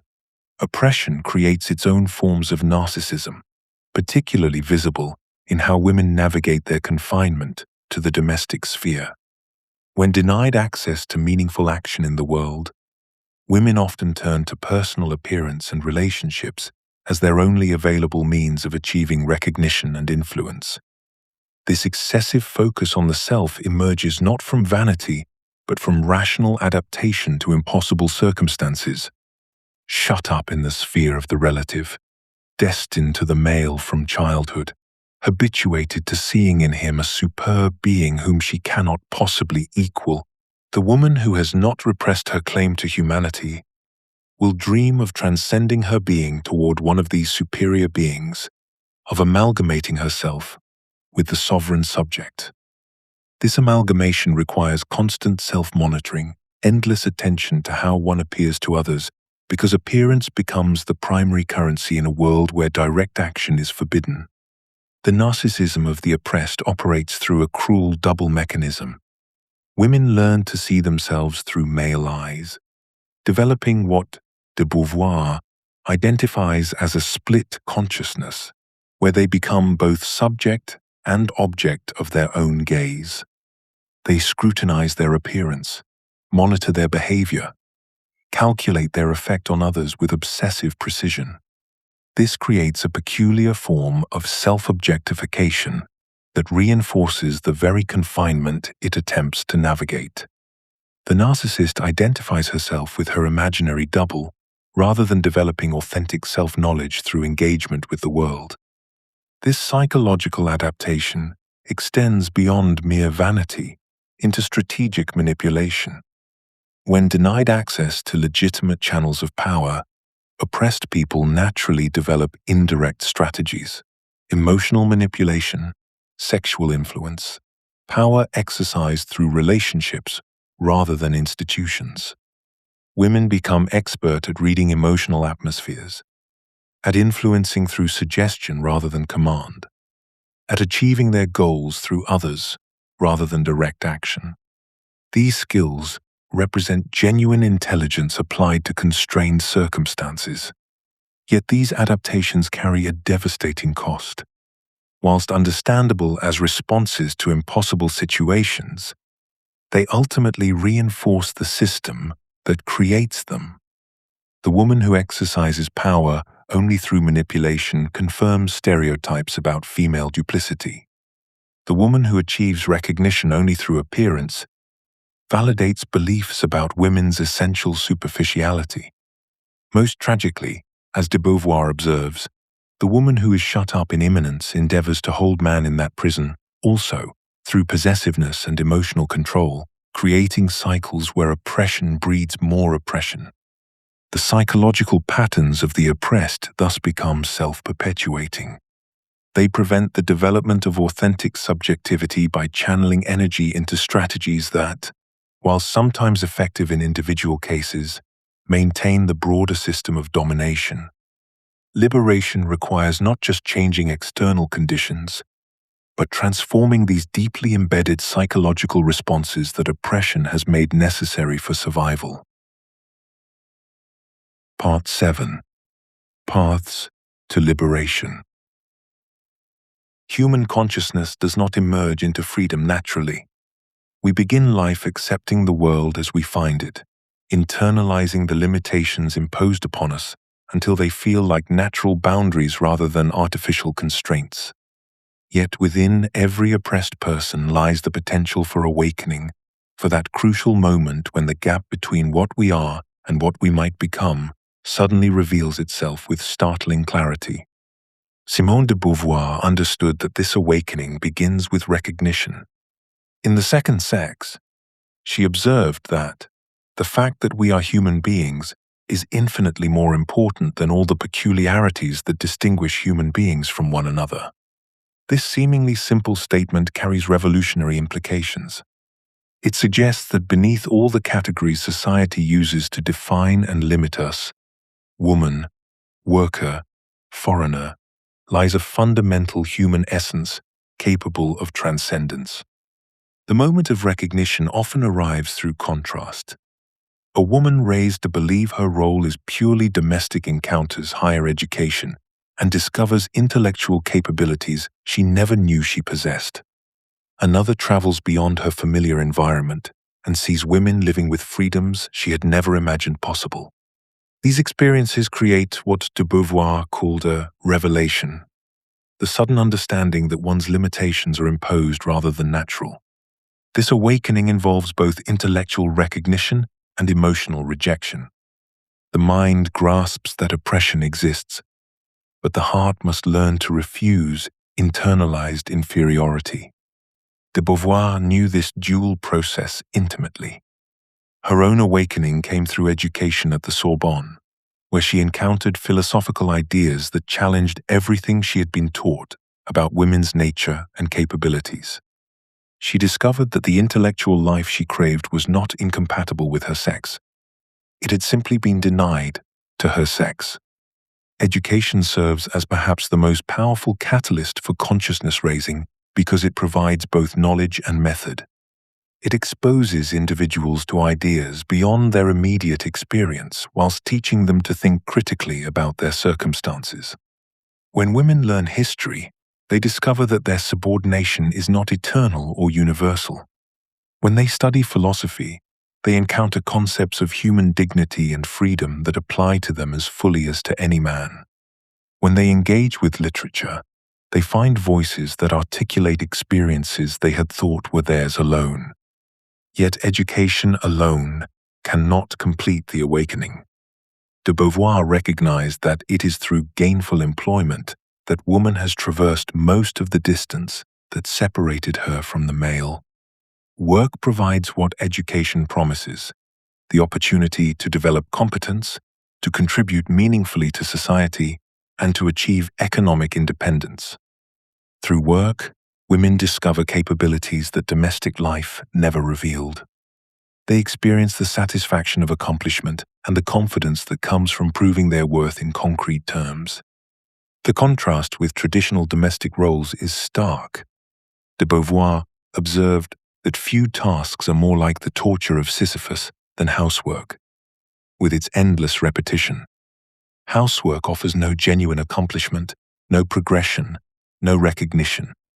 It consumes time and energy whilst providing no opportunity for growth or development. Work, by contrast, engages human faculties fully and offers the possibility of genuine achievement. This awakening process, however, brings its own form of suffering. Consciousness raising requires abandoning comfortable illusions and accepting responsibility for one's life, rather than blaming circumstances or other people. In the Ethics of Ambiguity, de Beauvoir noted that the most optimistic ethics have all begun by emphasizing the element of failure involved in the condition of man. To become conscious is to recognize not only one's freedom but also one's complicity in one's own oppression. This recognition proves particularly painful because it reveals how thoroughly we can internalize our own limitations. The awakening person must confront the uncomfortable truth that they have often participated in their own subjugation, accepting roles and restrictions that diminish their humanity. Liberation cannot be achieved through individual effort alone. De Beauvoir understood that oppressive systems maintain their power by isolating people from one another, preventing them from recognizing their common interests and shared struggles. In The Second Sex, she observed a fundamental barrier to women's collective action. Women do not say "we," except at some congress of feminists or similar formal demonstration. Men say "women." And women use the same word in referring to themselves. This linguistic reality reveals something profound about the nature of oppression. Women are defined as a category by others, but they do not naturally identify with each other as a group with shared interests. This fragmentation is not accidental. Oppressive systems deliberately foster competition and isolation amongst those they oppress. Women are encouraged to compete with each other for male approval, to see their primary relationships as vertical connections to men, rather than horizontal connections to other women. They are taught to view their problems as personal failures rather than structural inequalities. De Beauvoir recognized that developing group consciousness requires a fundamental shift in perspective. Moving beyond individual solutions to recognize shared structural problems. The creation of solidarity is political work. It demands that people see beyond their immediate circumstances to understand how their personal struggles connect to broader patterns of oppression. This recognition does not emerge naturally from shared experience. It must be cultivated through deliberate effort to analyze and articulate common interests. De Beauvoir's insight was that solidarity is not a feeling but a political strategy, not an emotional bond, but a recognition of shared stakes in social transformation. Women's liberation presents unique challenges for solidarity because gender oppression operates through intimate relationships. De Beauvoir noted that the bond that unites her to her oppressors is not comparable to any other, because women live in close personal relationships with men who benefit from their oppression. This intimacy makes gender oppression both more pervasive and more difficult to resist collectively. Unlike other oppressed groups who can create separate communities, women cannot easily separate themselves from the system that oppresses them. Yet this very intimacy makes solidarity amongst women more necessary than other liberation movements. Women must identify with each other across differences of class, race, and nationality, recognizing that their oppression as women creates common interests despite other divisions. The personal nature of gender oppression means that political organizing must challenge relationships in private spheres as well as public institutions. Women must support each other in transforming not only laws and economic structures, but also intimate relationships and family dynamics. Liberation requires more than personal transformation. It demands political action and institutional change. De Beauvoir was deeply involved in campaigns for women's legal rights, reproductive freedom, and economic equality, because she understood that individual consciousness raising without structural change leaves oppressive systems intact. Her insight that it is not in giving life, but in risking life that man is raised above the animal, applies directly to the necessity of political struggle.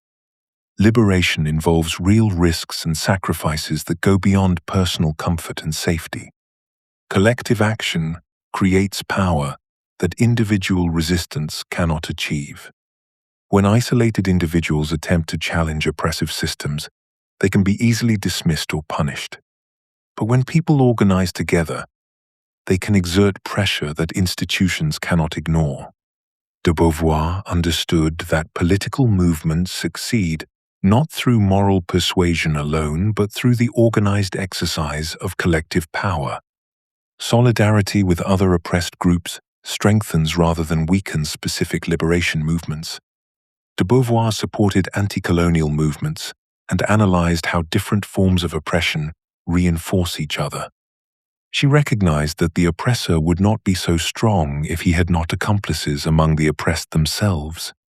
When oppressed groups are isolated from each other, they can be manipulated into supporting systems that oppress them all. De Beauvoir's vision of liberation crystallizes in her portrait of the independent woman. She who supports herself economically, makes her own choices about relationships and reproduction, and pursues her own projects rather than living through others. This figure represents not merely an ideal but a concrete possibility emerging within modern society, yet one fraught with unprecedented challenges. As de Beauvoir observes, the independent woman, and above all, the intellectual who thinks about her situation, will suffer, as a female, from an inferiority complex. As a human being, she will have doubts about the value of women in general. Liberation, she reveals, brings its own forms of suffering precisely because it requires living against the grain of everything society expects from women. The independent woman faces a peculiar double bind that men rarely encounter. She must prove her competence in male-dominated professional contexts, while simultaneously managing expectations about her appearance, behavior, and availability for traditional feminine roles. Society criticizes her for being unfeminine when she displays ambition or assertiveness, yet holds her to higher standards than her male colleagues. De Beauvoir captures this tension perfectly. The independent woman is torn between her professional interests and the problems of her sexual life. She cannot simply adopt masculine strategies for success because she remains marked as female, yet embracing traditional femininity undermines her professional credibility. Economic independence, whilst necessary for liberation, proves insufficient on its own. The independent woman discovers that earning her own living does not automatically grant her the psychological and social freedom that men take for granted. As de Beauvoir notes, the woman who is economically emancipated from man is not for all that in a moral, social, and psychological situation identical with that of man. She faces social isolation when she refuses to center her life around marriage and motherhood, encounters discrimination that her male counterparts never experience, and bears the psychological burden of constantly justifying her choices to a disapproving society. The path forward requires neither rejecting femininity entirely, nor accepting traditional feminine roles, but creating new ways of being feminine that don't involve subordination. The independent woman must navigate between these extremes, finding ways to maintain her autonomy while still engaging in relationships and potentially motherhood on her own terms. This represents perhaps the most challenging aspect of liberation, the need to invent new forms of existence without established models or social support. Liberation emerges not as a final achievement but as an ongoing process requiring constant vigilance and renewal. Each generation of women must fight for freedoms that previous generations won, and each individual woman must repeatedly choose independence over the easier path of dependence. De Beauvoir recognizes that true liberation requires social transformation. It will be possible for women to assume the status of subject only when society supports, rather than punishes, female independence. Until then, the independent woman remains a pioneer, creating through her own existence the possibility of freedom for others whilst bearing the costs of living ahead of her time. Part 8. Love, Sexuality, and Authentic Relationship. Romantic love presents itself as the antithesis of oppression. It appears freely chosen, mutually desired, emotionally fulfilling, the very embodiment of human connection and personal freedom. Yet de Beauvoir exposes this appearance as one of patriarchy's most sophisticated deceptions. Romantic love ideology actually serves to maintain women's subordination by making it appear as the highest form of fulfillment, rather than recognizing it as a carefully constructed limitation. The word love has by no means the same sense for both sexes. De Beauvoir observes in the second sex, and this is one source of the serious misunderstandings that divide them. This difference isn't merely semantic. It reveals how romantic love functions as women's supposed ultimate destiny and greatest achievement, making all other accomplishments seem secondary or unnecessary. Women learn from childhood that their worth depends upon inspiring and maintaining romantic love, whilst men view love as one experience amongst others in a full life. The ideology becomes identity rather than remaining one relationship amongst others. Women are taught to define themselves through their capacity to love and be loved romantically, to measure their success by their relationship status rather than their own achievements or growth. This transforms what should be a mutual exchange between equals into a totalizing system, where women's entire sense of self depends upon romantic validation. Beneath romantic love's appealing surface lies psychological fusion that destroys authentic subjectivity. The ideology encourages women to lose themselves in the beloved, rather than maintaining their own projects and identity. Authentic love must be founded on reciprocal recognition of two freedoms, de Beauvoir argues. But traditional romantic love encourages women to sacrifice their freedom for the relationship itself. The woman in love tries to see with his eyes, rather than developing her own perspective. This fusion prevents the mutual recognition that authentic love requires because one person disappears into the other's vision of reality. The woman abandons her own judgment, her own desires, her own understanding of the world, attempting instead to become what she imagines he wants her to be. This isn't love. It's self-annihilation disguised as devotion. The beloved becomes not another free consciousness to engage with, but a godlike figure whose approval determines the woman's worth. She loses her capacity for independent thought and action, measuring every decision against its effect on the relationship rather than its value for her own development. This psychological fusion masquerades as intimacy whilst actually preventing the genuine encounter between two autonomous beings that real intimacy requires. Most insidiously, romantic love serves oppression by making women's subordination appear as the highest form of fulfillment rather than as imposed limitation. It disguises dependency as devotion and self-sacrifice as virtue. Love stories, literature, and popular culture teach women that their greatest happiness comes from finding the right man rather than developing themselves as complete human beings. This ideology makes women complicit in their own oppression by teaching them to desire what actually limits their freedom. Woman is taught from adolescence to lie even to herself, de Beauvoir recognizes, and to bear in mind, above all, the need to please. The lie becomes believing that losing oneself in romantic love represents the pinnacle of human experience, rather than a tragic waste of human potential. The system is self-reinforcing because women who question romantic love ideology are dismissed as bitter, unlovable, or simply incapable of inspiring the devotion that real women naturally attract. Those who achieve conventional romantic success become invested in defending the system that validates their worth, whilst those who fail blame themselves rather than questioning the ideology itself. De Beauvoir offers a radical alternative. Genuine love requires that both partners maintain their individual autonomy and projects.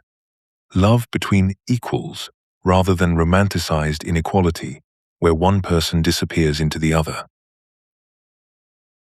Women's sexuality has been constructed as a response to male desire rather than as an autonomous expression of erotic subjectivity. This fundamental distortion makes sexual liberation inseparable from broader questions of freedom and self-determination. De Beauvoir recognized that woman's sexuality is as complex as man's. Sexual norms, practices, and expectations center male pleasure and male definitions of sexual success, rendering women's sexual experience secondary and derivative. This arrangement transforms women into sexual objects rather than sexual subjects with their own desires and agency. The erotic becomes something that happens to women rather than something they actively create and express. When sexuality is defined by male standards and organized around male satisfaction, women's own erotic possibilities remain unexplored and undeveloped. They learn to perform sexuality rather than experience it, to please rather than to desire authentically. Sexual liberation cannot occur in isolation from broader social and economic liberation because authentic sexual expression requires genuine freedom of choice. De Beauvoir understood that sexual pleasure, like mystical ecstasy, is an ambiguous experience that can be interpreted in opposite ways depending on the social context in which it occurs. When women are economically dependent and socially subordinated, their sexual relationships inevitably reflect these power imbalances. The bedroom cannot be separated from the broader structures that shape women's lives. Sexual relationships reproduce existing power dynamics when they occur within systems of inequality.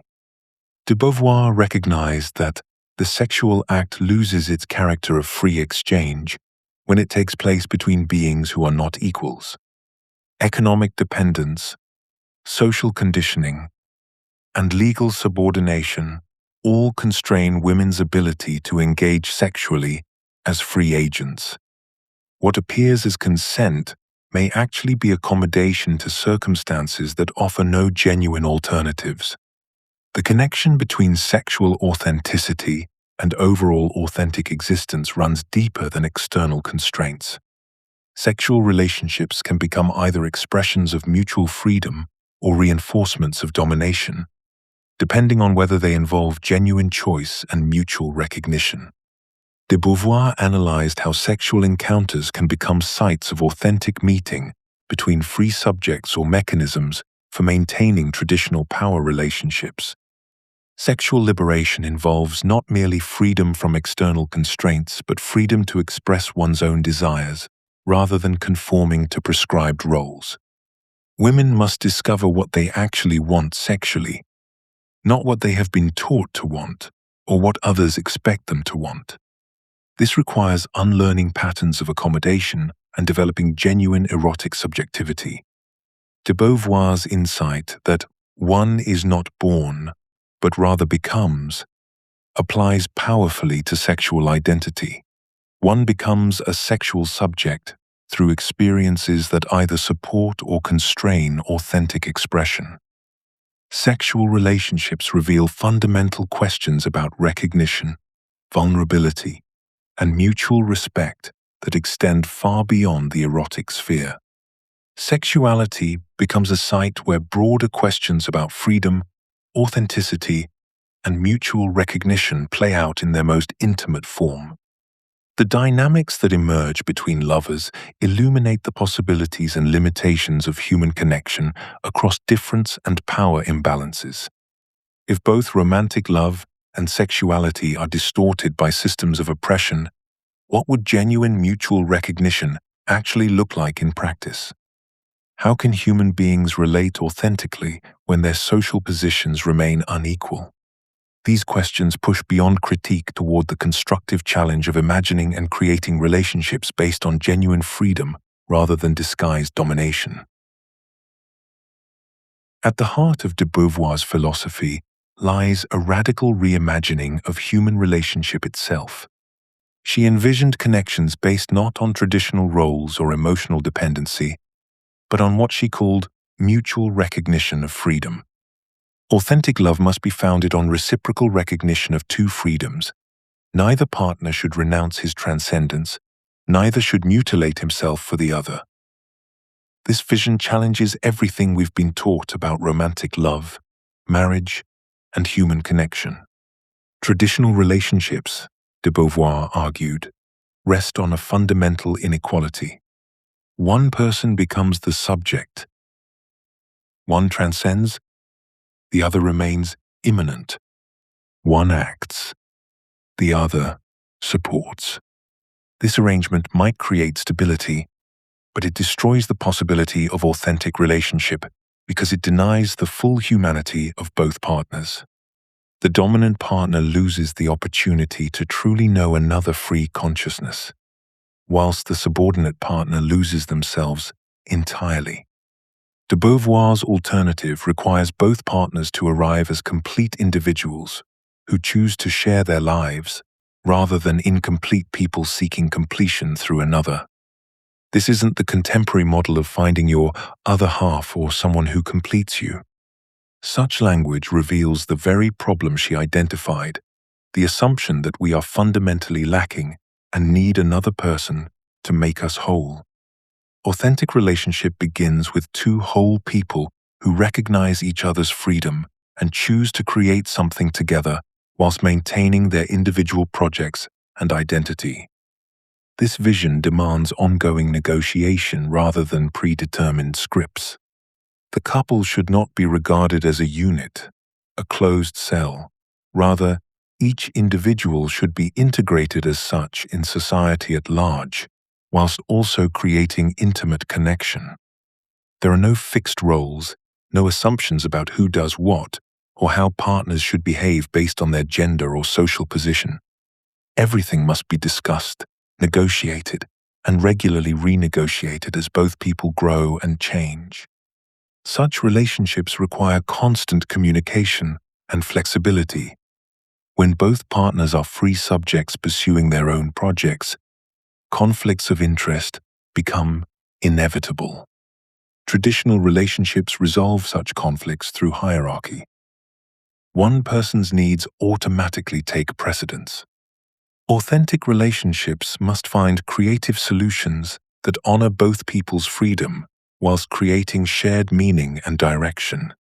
De Beauvoir recognized the profound challenges this creates. The situation of woman is that she, a free and autonomous being like all human creatures, nevertheless finds herself living in a world that doesn't support such equality. Society provides scripts for traditional relationships, but offers little guidance for authentic ones.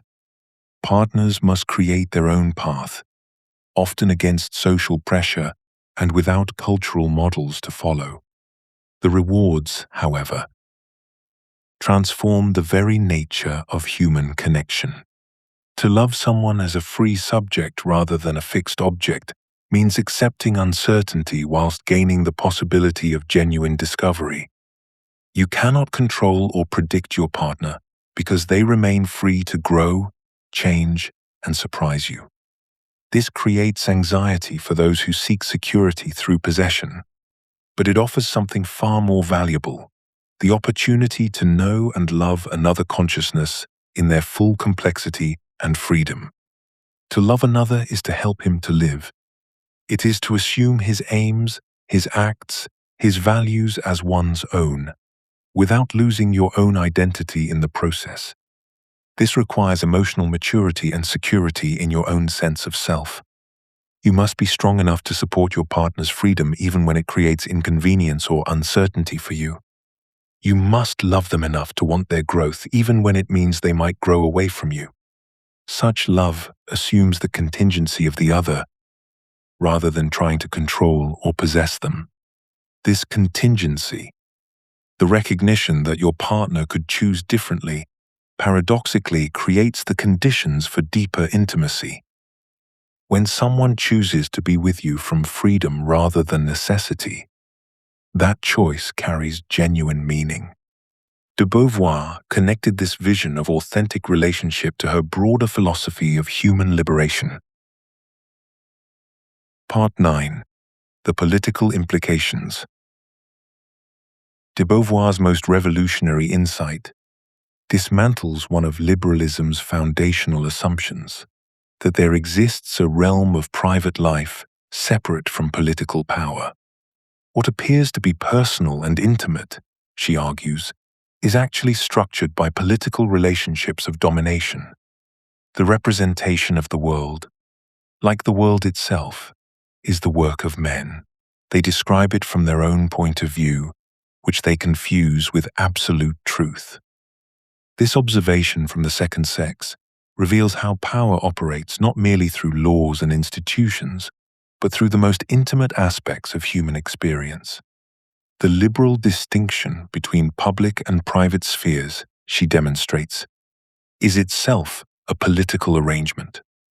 Women's confinement to the private sphere of family, emotion, and domesticity serves the public system of male dominance by rendering women's labor invisible whilst excluding them from economic and political power.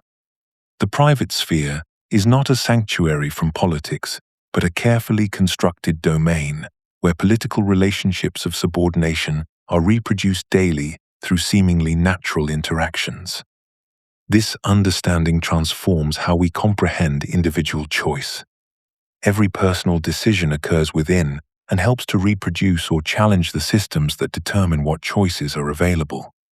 De Beauvoir's insight that one is not born, but rather becomes a woman captures this process. Gender identity emerges through countless daily interactions that either confirm or resist hierarchical arrangements. Decisions about career, relationships, appearance, and behavior all occur within social structures that they simultaneously help to maintain or transform.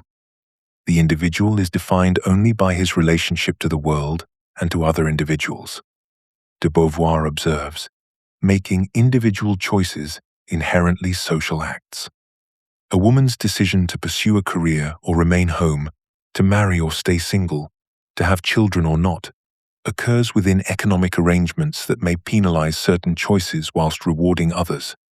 These personal decisions become political acts whether we recognize them as such or not, because they either reinforce existing power relations or create pressure for change. This analysis reveals why consciousness alone cannot overcome oppression. Even the most liberated individual awareness cannot fully escape structures that operate independently of personal beliefs. It is not in giving life but in risking life that man is raised above the animal, de Beauvoir writes, connecting individual transcendence to collective struggle. Personal transformation must be accompanied by institutional change, because individual choices remain constrained by laws, economic systems, and cultural arrangements that limit available options. The philosophical conclusion is profound. Personal liberation and social transformation are not separate projects but mutually dependent processes that must occur simultaneously. In willing freedom, we discover that it depends entirely upon the freedom of others, and that the freedom of others depends upon our own. This integration challenges both liberal individualism, which treats freedom as private property, and orthodox socialism, which ignores how oppression operates through personal relationships and individual psychology. De Beauvoir's insight that the personal is political creates a new understanding of what liberation requires. If power operates through intimate relationships and individual choices, then authentic freedom demands not merely formal equality, but fundamental transformation of the structures that shape daily life. De Beauvoir's analysis cuts through the comfortable illusions of liberal democracy with surgical precision. She demonstrates why formal legal equality remains a hollow promise when social and economic structures remain fundamentally unchanged. Equal rights mean nothing, she argues, when people lack equal capacity to exercise those rights. Her insight from the second sex pierces to the heart of the matter. It is not enough to have the vote. One must also have something to vote for. This observation reveals the profound inadequacy of liberal solutions that focus exclusively on removing formal barriers whilst ignoring the structural conditions that create inequality. Women might possess the legal right to enter any profession, but what does this mean when they lack economic independence, educational opportunities, or social support for exercising these formal rights? The right to political participation becomes meaningless when economic dependence forces women into relationships that constrain their political choices. Liberal equality treats symptoms rather than causes, creating the appearance of progress whilst leaving fundamental power relationships intact. De Beauvoir's critique extends beyond simple calls for more comprehensive reform. She recognizes that true equality requires transforming the conditions that create inequality, which means confronting both the structural nature of oppression and its multiple, intersecting dimensions. Her analysis rejects liberal individualism that ignores structural oppression, but equally challenges orthodox Marxism that neglects women's specific oppression. The fundamental source of women's oppression is her economic dependence. She acknowledges, yet economic liberation alone proves insufficient without addressing cultural and psychological dimensions of oppression. This insight anticipates contemporary intersectional approaches by recognizing that gender oppression cannot be reduced to class exploitation. Woman's situation is not comparable to that of any oppressed class. De Beauvoir observes, because of the intimate nature of gender oppression that penetrates private relationships and psychological development, women are not simply an exploited economic class, but are shaped from birth into accepting their subordination as natural and inevitable. Liberal solutions that ignore structural oppression ultimately serve to maintain the status quo by creating the appearance of progress whilst preserving fundamental inequalities. Token women in positions of power become evidence that barriers no longer exist, justifying continued exclusion of most women. The liberal emphasis on individual choice obscures how choices are structured by unequal conditions.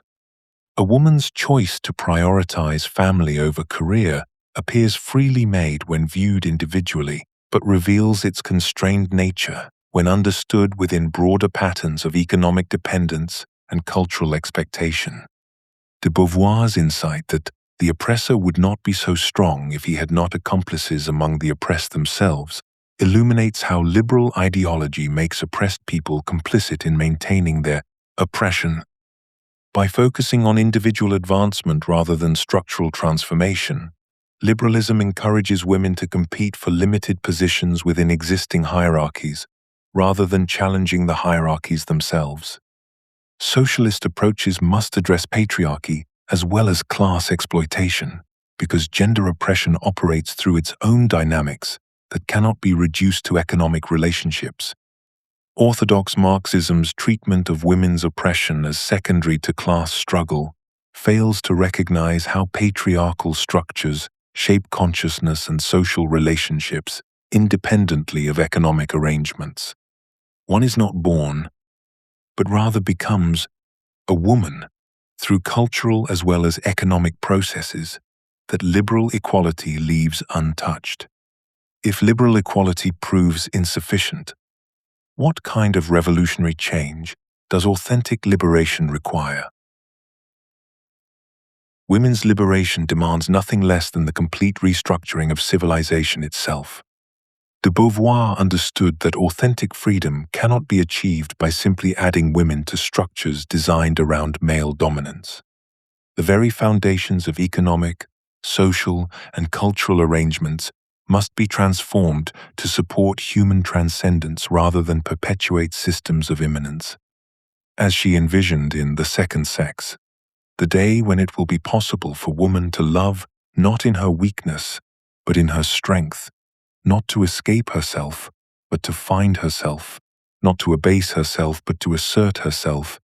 On that day, love will become for her, as for man, a source of life, and not of mortal danger. This transformation requires restructuring work to eliminate the division between productive labor and reproductive care, reorganizing family structures to support everyone's development, and redesigning educational and political institutions around the principle that every person deserves the conditions necessary for authentic existence. Such radical restructuring points toward de Beauvoir's deeper vision: a society organized around human freedom rather than domination.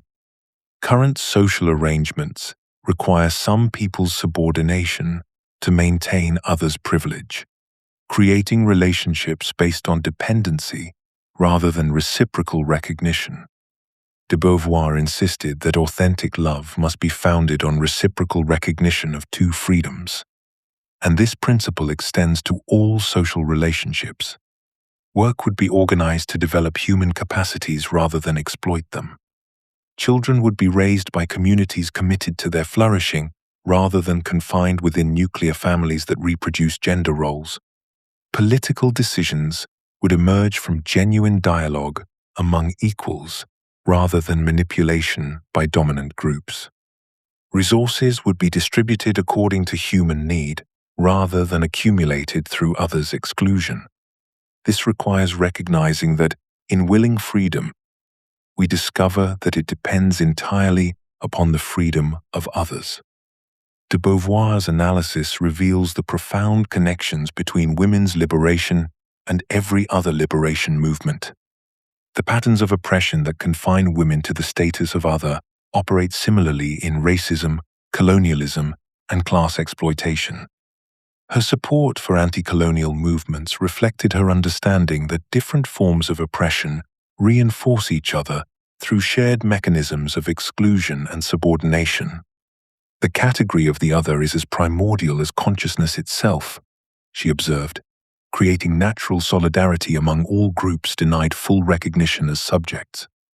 When women challenge their reduction to objects, they strengthen every movement against objectification. When colonized peoples assert their humanity, they support everyone's struggle against dehumanization. This interconnection reveals why authentic human society requires universal liberation rather than the freedom of privileged individuals. Oppression anywhere corrupts relationships everywhere by normalizing domination as a legitimate way of relating to others. De Beauvoir recognized that the oppressor would not be so strong if he had not accomplices among the oppressed themselves, showing how systems of domination survive by turning oppressed groups against each other rather than against their common oppression. Liberation movements discover their mutual interest in transforming these systems entirely. Her vision demands society support everyone's capacity for transcendence rather than requiring some people's confinement to immanence to maintain others' comfort. If liberation requires such fundamental transformation, what kind of philosophy can guide this revolutionary project? Part 10. Existentialist Feminism. De Beauvoir's feminism exposed a fundamental blind spot in existentialist philosophy. While Sartre and others proclaimed the radical freedom of human consciousness to choose its essence, de Beauvoir recognized that this abstract conception of freedom ignored the concrete reality of how social structures constrain the exercise of that freedom. Her lived experience as a woman revealed what male philosophers had overlooked.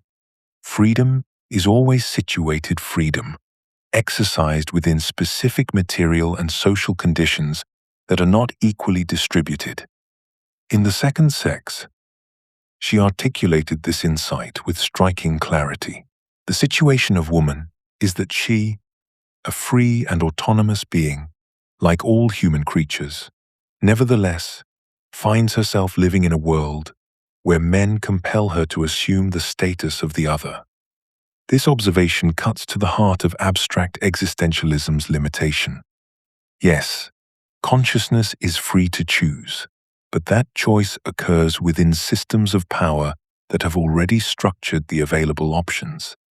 A woman may be ontologically free, but she exercises that freedom within patriarchal institutions that systematically limit her possibilities and define her primarily in relation to men. De Beauvoir's critique of Sartre's more abstract approach was not merely theoretical, but emerged from philosophical necessity. Abstract existentialism treated freedom as equally available to all people regardless of their social situation, but this assumption collapsed when confronted with the reality of systematic oppression. Gender, class, race, and other social positions create fundamentally different conditions for exercising freedom. The wealthy white man and the working-class woman of color do not face the same existential situation, despite sharing the same ontological structure of consciousness. This recognition led de Beauvoir to develop a more sophisticated understanding of situation itself. Situation is not merely the individual circumstances one finds oneself in, but the structured social systems that operate independently of individual consciousness or choice. Her famous declaration that one is not born, but rather becomes a woman. Becoming a woman involves internalizing a complex set of social expectations, limitations, and possibilities that shape consciousness before that consciousness is even capable of choosing. The implications are profound. If situation is structured by social systems of oppression, then authentic existence requires not just individual choice but social transformation.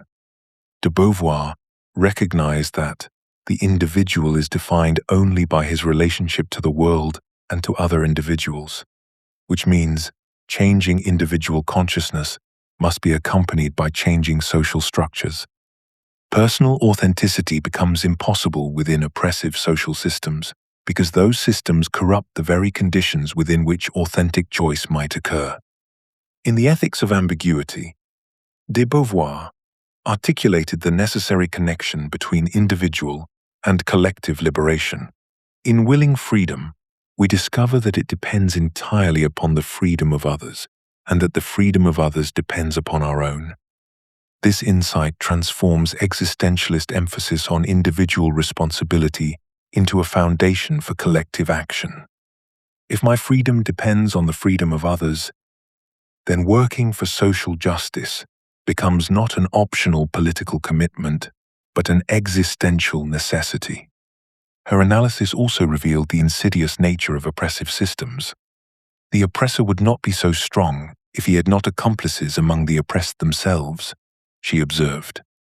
Oppression operates not merely through external force, but by shaping consciousness itself, leading the oppressed to participate in their own subordination. This recognition demanded both personal and political transformation, changing how we understand ourselves and changing the social structures that shape that understanding. De Beauvoir's work thus expanded existentialism from a philosophy of abstract individual freedom to a framework capable of addressing concrete historical conditions. Rather than treating human nature as universal and timeless, she showed how our understanding of freedom, authenticity, and responsibility must account for the specific material and social circumstances within which human existence unfolds.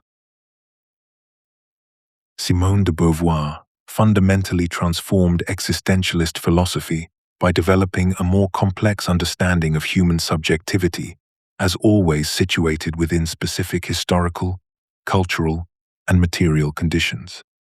Where earlier existentialists like Sartre emphasized radical freedom and the capacity to transcend any circumstances, de Beauvoir recognized that whilst we possess genuine freedom, this freedom operates within concrete limitations that profoundly shape our possibilities for self-creation.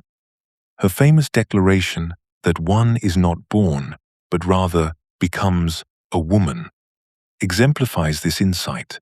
Our identities emerge through a complex interplay between what we are given and what we choose, between constraint and freedom.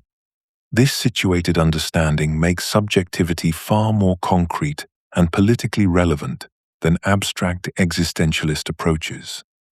De Beauvoir acknowledged that we are always thrown into circumstances not of our choosing, born into particular families, cultures, economic conditions, and historical moments that create the context within which we must forge our identities. Yet rather than seeing these circumstances as absolute limitations, she recognized them as the very material through which we exercise our freedom. We cannot transcend our situations entirely, but we can work with and through them to create authentic lives. Identity becomes both chosen and given, both individual and social. De Beauvoir's analysis reveals how factors like gender, race, class, and nationality create different starting points and different obstacles for self-creation. A working-class woman faces different constraints and possibilities than an upper-class man. A racial minority encounters barriers that members of dominant groups never confront. These differences don't eliminate freedom, but they make it more complex and contextual. As de Beauvoir observed, the body is not a thing, it is a situation, and this insight extends to all aspects of our identity. Our gender, race, class position, and historical moment are not mere external facts, but lived situations that we inhabit and through which we must create meaning. This situated understanding leads de Beauvoir to recognize multiple, intersecting forms of oppression that create different combinations of privilege and disadvantage for different people. Women's oppression intersects with class, race, and other factors to create vastly different experiences of limitation and possibility. A wealthy white woman enjoys privileges unavailable to working-class women of color, while simultaneously facing gender-based constraints that men of her class escape. This analysis anticipates contemporary intersectional theory whilst remaining grounded in existentialist insights about freedom and responsibility.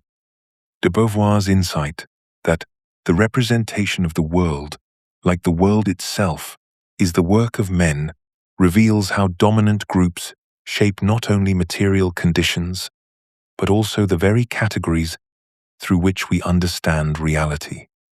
This applies beyond gender to other forms of dominance. Racial majorities, economic elites, and cultural hegemonies all participate in constructing the frameworks within which everyone must navigate their situated freedom.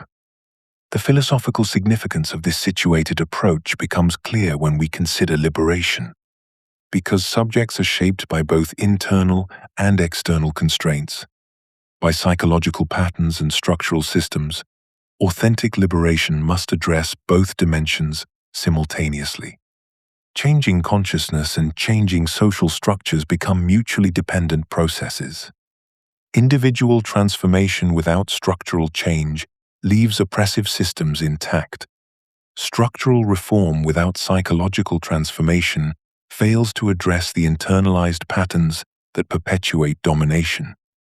De Beauvoir's framework thus integrates individual and collective dimensions of liberation without reducing one to the other. The situated subject exercises genuine agency whilst remaining embedded in social relations that require collective transformation. This understanding guides us toward examining how philosophical insights translate into practical efforts for social change. De Beauvoir's greatest philosophical achievement lies in demonstrating how existentialist ethics can address concrete social problems rather than remaining trapped in abstract principles. Where traditional existentialists often retreated into individual authenticity, de Beauvoir showed how ethical choice must engage with the material conditions that shape human freedom. In The Second Sex, she transforms questions about marriage, motherhood, work, and sexuality into profound ethical problems that require both individual choice and social transformation. Consider her analysis of marriage as an ethical institution. Rather than simply condemning or celebrating it, de Beauvoir examines how marriage functions within patriarchal society to limit women's transcendence whilst appearing to offer security and social recognition. The ethical question becomes not whether to marry, but how to navigate an institution that simultaneously provides genuine human connection and reinforces oppressive structures. This requires what she calls situated ethics, making choices within concrete historical conditions whilst working to transform those conditions. Her approach exemplifies her insight from the ethics of ambiguity, that ethics does not furnish recipes, but demands practical wisdom applied to specific situations. Each ethical choice must consider both universal principles of freedom and the particular circumstances that constrain or enable that freedom. This makes existentialist ethics politically engaged rather than individually focused, philosophically rigorous rather than merely personal. The apparent tension between individual authenticity and social responsibility dissolves once we understand de Beauvoir's fundamental insight about freedom's interdependence. She argues that, in willing freedom, we discover that it depends entirely upon the freedom of others, and that the freedom of others depends upon our own. This recognition transforms the relationship between personal and political liberation from competition to mutual dependence. Authenticity cannot be achieved in isolation because human consciousness develops through recognition and relationship. The woman who seeks authentic existence whilst ignoring the social structures that oppress other women ultimately undermines her own freedom. Similarly, social movements that ignore individual subjectivity and choice reproduce the very domination they claim to oppose. De Beauvoir's famous observation that one is not born, but rather becomes, applies not only to gender, but to authenticity itself. We become authentic through choices that consider their impact on others' freedom as well as our own self-realization. This integration makes personal transformation and social change mutually reinforcing rather than competing values. The individual who develops critical consciousness about oppression becomes more capable of authentic choice. The social movement that respects individual difference and agency becomes more effective at creating conditions for genuine human flourishing. De Beauvoir's own life exemplified this integration. Her philosophical work, political activism, and literary exploration of relationships all contributed to a unified vision of human liberation. Her approach also demonstrates how philosophy can be both intellectually rigorous and practically engaged. Rather than treating theoretical insights as ends in themselves, de Beauvoir consistently tested philosophical concepts against lived experience and applied them to concrete social problems. Her integration of philosophical analysis with autobiographical reflection, political activism, and literary exploration created a more complete understanding of human existence than purely academic approaches could provide. This interdisciplinary method reflects her recognition that the most optimistic ethics have all begun by emphasizing the element of failure involved in the condition of man. Philosophy must engage with actual rather than ideal human conditions, acknowledging the ambiguity and limitation that characterize real existence, whilst maintaining hope for transformation. This makes her work more honest about human complexity and more relevant to contemporary struggles.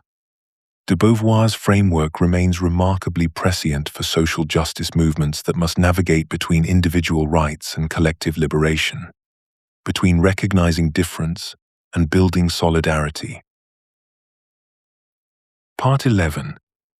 The Aging Woman and the Life Cycle. Young women inhabit a peculiar moment in the human experience, a brief window where the world appears to stretch endlessly before them, unmarked by the boundaries that will later define their existence. In these early years, They move through educational institutions alongside young men, competing for grades, pursuing ambitions, dreaming of careers that seem equally attainable. The universities welcome them, the professors encourage them, and society celebrates their achievements with the same enthusiasm it reserves for their male counterparts. This period creates a powerful illusion that gender has been transcended, that the battles of previous generations have been won, that freedom is not just promised but already delivered. De Beauvoir recognized this deception with devastating clarity. The young girl feels that her body is getting away from her. It is no longer the straightforward expression of her individuality. It becomes foreign to her, she observed, noting how even physical development begins to complicate what seemed like straightforward equality. Yet the deeper trap lies not in biological changes, but in the temporary nature of this apparent freedom. Both boys and girls exist in a kind of suspended animation during adolescence, excluded from real adult power, dependent on parents and institutions. This shared powerlessness creates the illusion of equality, but it's an equality built on mutual exclusion rather than mutual inclusion. The young woman mistakes her temporary exemption from adult gender roles for permanent liberation from them. The tragedy unfolds gradually. As adulthood approaches, social expectations begin to close in with increasing force, channeling women into restrictive roles whilst leaving men's possibilities largely intact.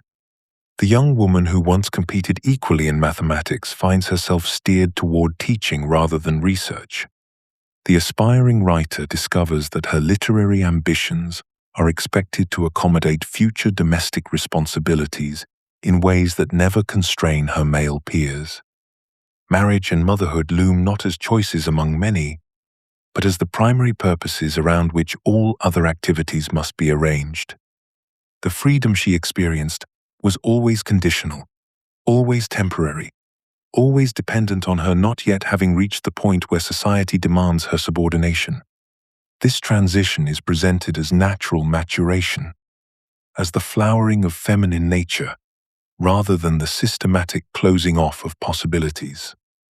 Young women are encouraged to develop their talents and pursue their dreams, but with the unspoken understanding that these pursuits are preparation for, not alternatives to, their eventual roles as wives and mothers. The education system celebrates their achievements whilst simultaneously preparing them to abandon those very capabilities that earn celebration.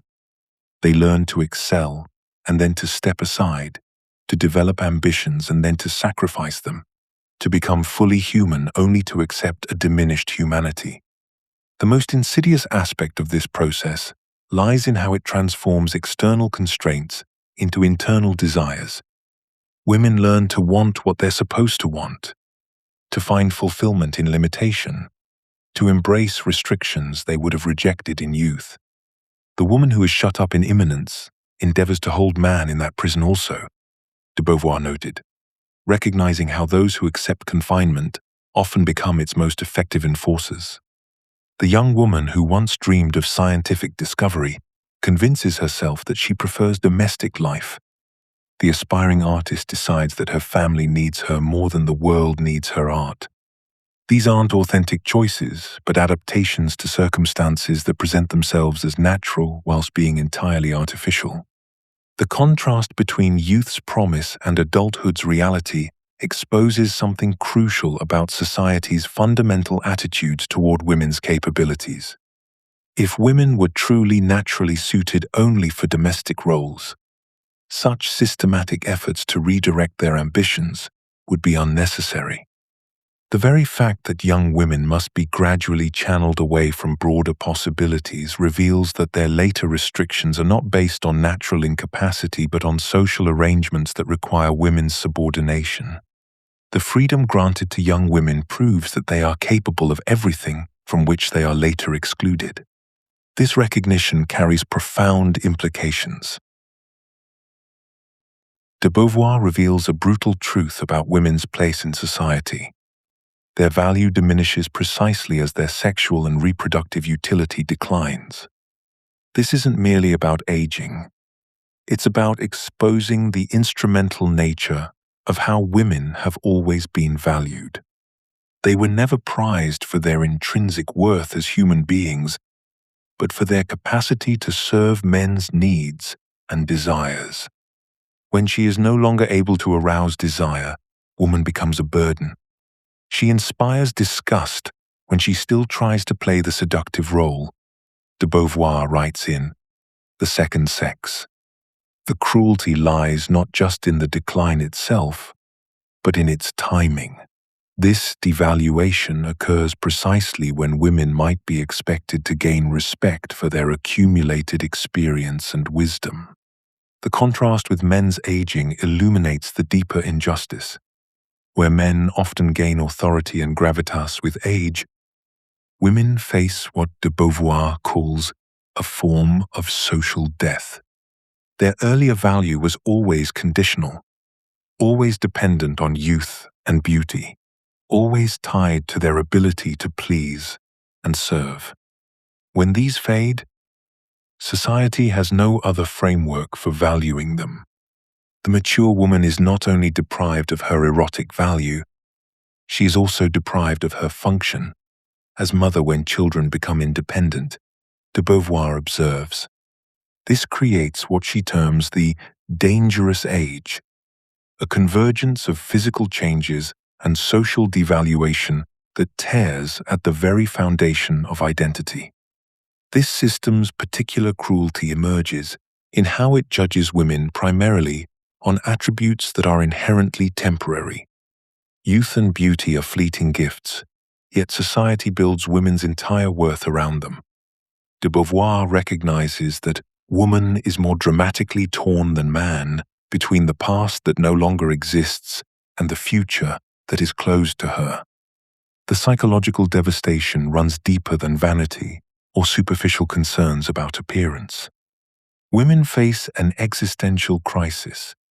If their identity was built around pleasing others, what happens when their capacity to please is no longer valued? The women who suffer most are those who lived primarily through relationships with men and children, who sacrificed their own development for the sake of others' needs. When those relationships change or end, when children leave home, when marriages grow cold, when husbands seek younger companions, these women confront the emptiness of a life lived entirely for others. The woman who has not succeeded in building up her life as an autonomous individual will face the future with anxiety. De Beauvoir warns, they discover too late that they have no independent source of meaning, no projects that belong to them alone. Yet de Beauvoir's analysis also points toward liberation. Women who maintained their own interests, who developed independent goals and sources of meaning throughout their lives, experience aging differently.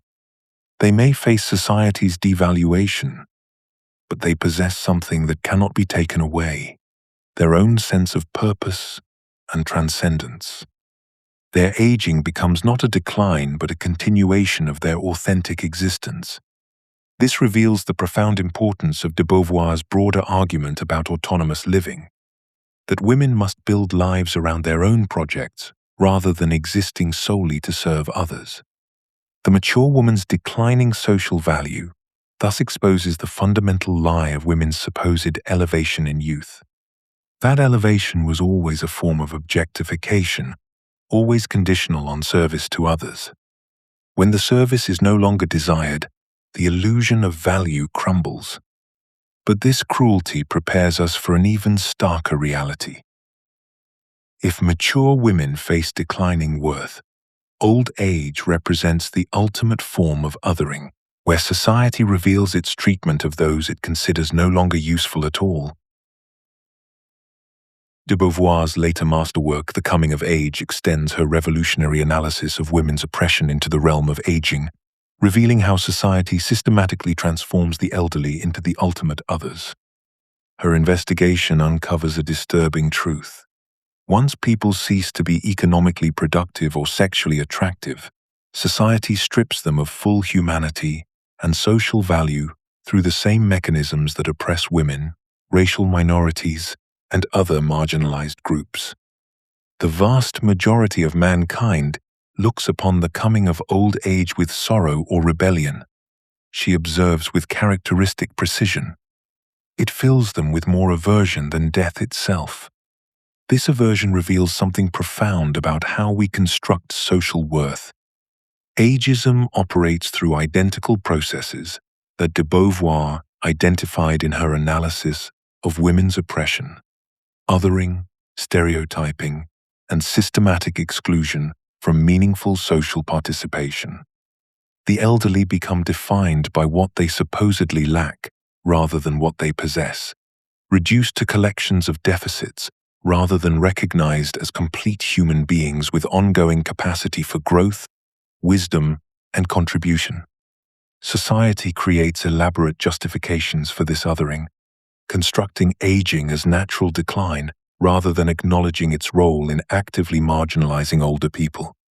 This final othering exposes the brutal calculus underlying social value.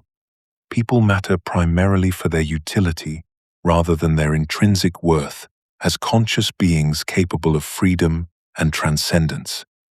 When someone can no longer produce economic value or fulfill conventional social roles, they become burdensome rather than valuable, invisible rather than seen.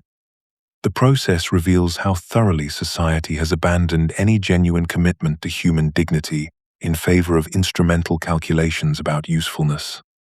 For women, this final othering creates what de Beauvoir identifies as double jeopardy, where ageism and sexism compound each other in particularly harsh ways. Older women face systematic invisibility that older men often escape, losing even the conditional value they possessed as sexual objects or mothers. When she is no longer able to arouse desire, woman becomes a burden, de Beauvoir writes with devastating clarity. This intersection demonstrates how multiple forms of oppression reinforce each other, creating especially brutal conditions for those who belong to several stigmatized groups simultaneously. The gendered dimension of aging reveals the full scope of how women's lives are constrained by others' needs and desires. Throughout their lives, women are valued primarily for what they provide to others, rather than for their own projects and achievements. When age removes their capacity to fulfill these instrumental roles, they face existential abandonment in ways that men, who are more likely to develop independent professional identities and social recognition, may avoid. Yet de Beauvoir's analysis also reveals possibilities for liberation within these constraints. Women's longer lives can become either extended oppression or opportunities for late-life freedom, depending entirely on whether they developed autonomous sources of meaning and identity throughout their existence.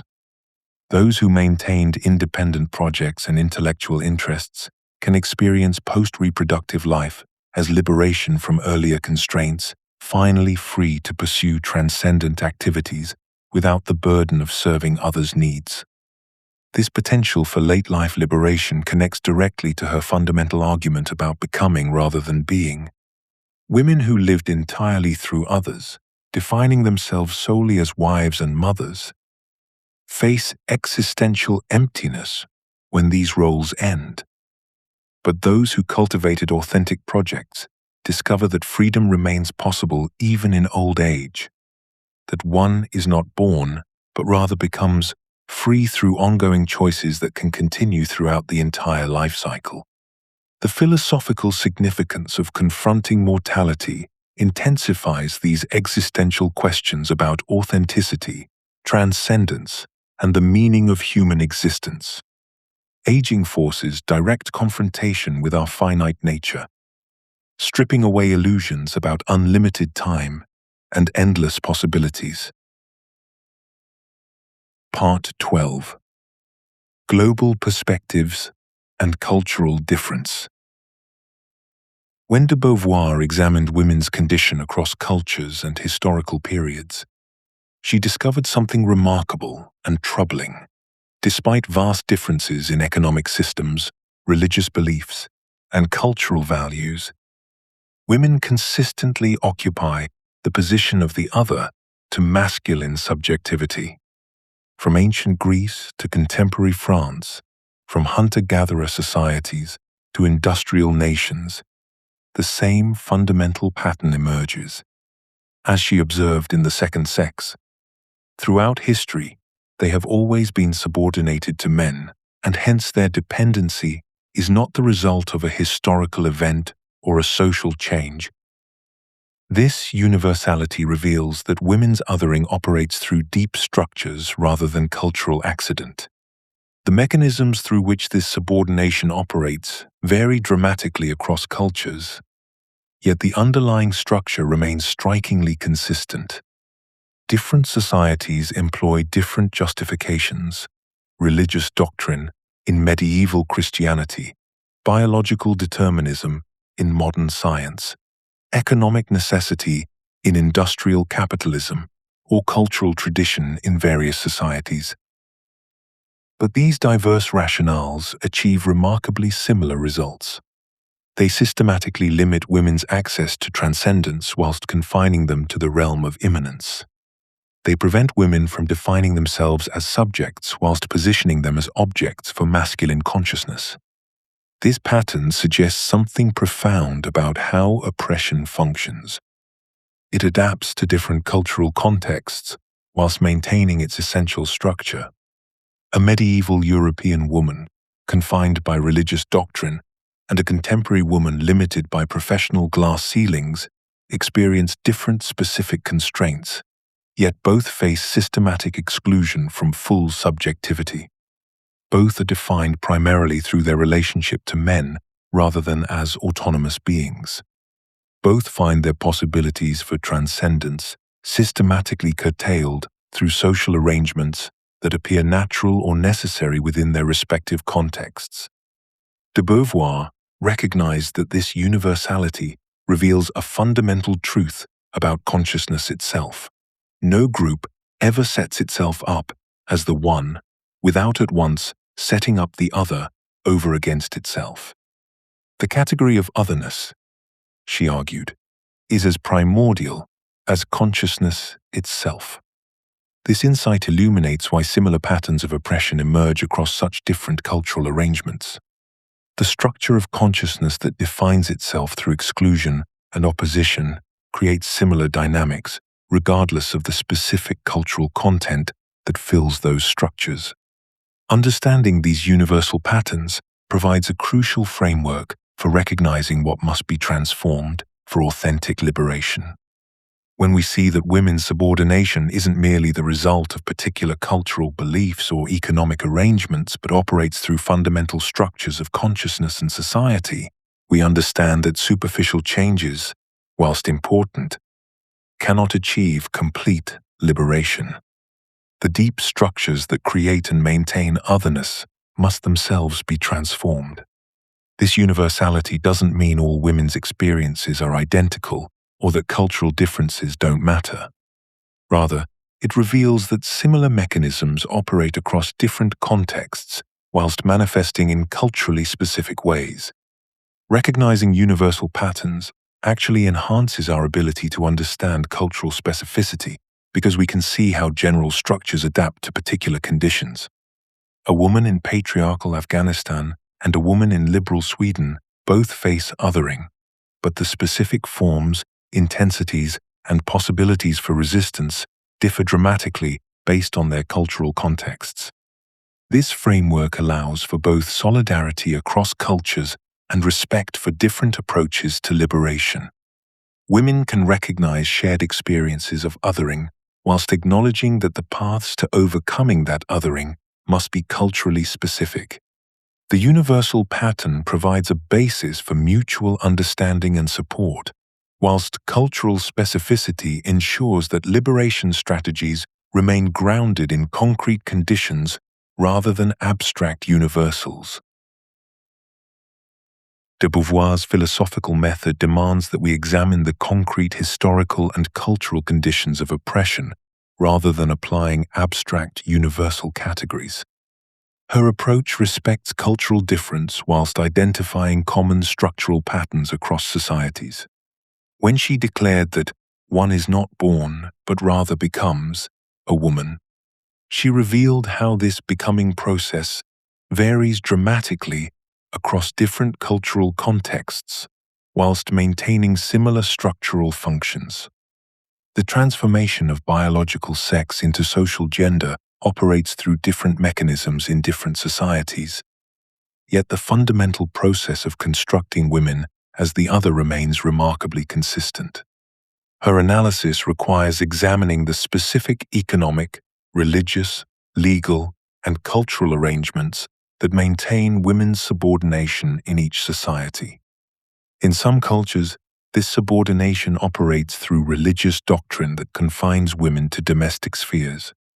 In others, it functions through economic systems that deny women property rights or independent income. Still others maintain women's secondary status through legal frameworks that treat women as perpetual minors under male guardianship. De Beauvoir's genius lies in recognizing that whilst the mechanisms differ, the underlying structure of defining women as immanent rather than transcendent beings persists across these varied cultural expressions. This situated approach avoids both cultural relativism and cultural imperialism. She refuses to accept that oppressive practices become acceptable simply because they are culturally traditional. Yet she equally refuses to impose Western solutions without understanding local contexts. Her method recognizes that the representation of the world, like the world itself, is the work of men. But this male dominance manifests through different cultural forms that require specific analysis and response. The danger of imposing Western feminist categories on non-Western women's experiences becomes clear when we examine how different cultural contexts create different forms of oppression and different possibilities for resistance. Western feminism risks becoming another form of cultural imperialism when it assumes that Western women's experiences and solutions are universal. De Beauvoir recognized that liberation strategies must emerge from women's own understanding of their specific situations rather than being imposed from outside. The Western emphasis on individual autonomy and career achievement, for instance, may be irrelevant or even harmful in cultures where women's strength lies in collective action and family networks.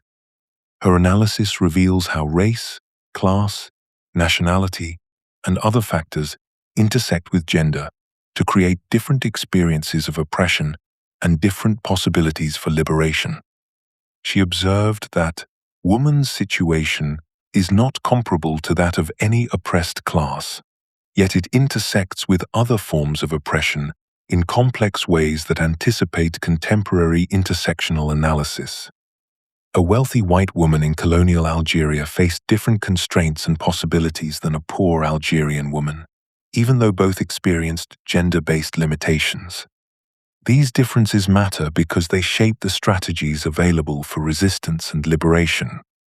De Beauvoir understood that the individual is defined only by his relationship to the world and to other individuals, and these relationships vary significantly across different social contexts.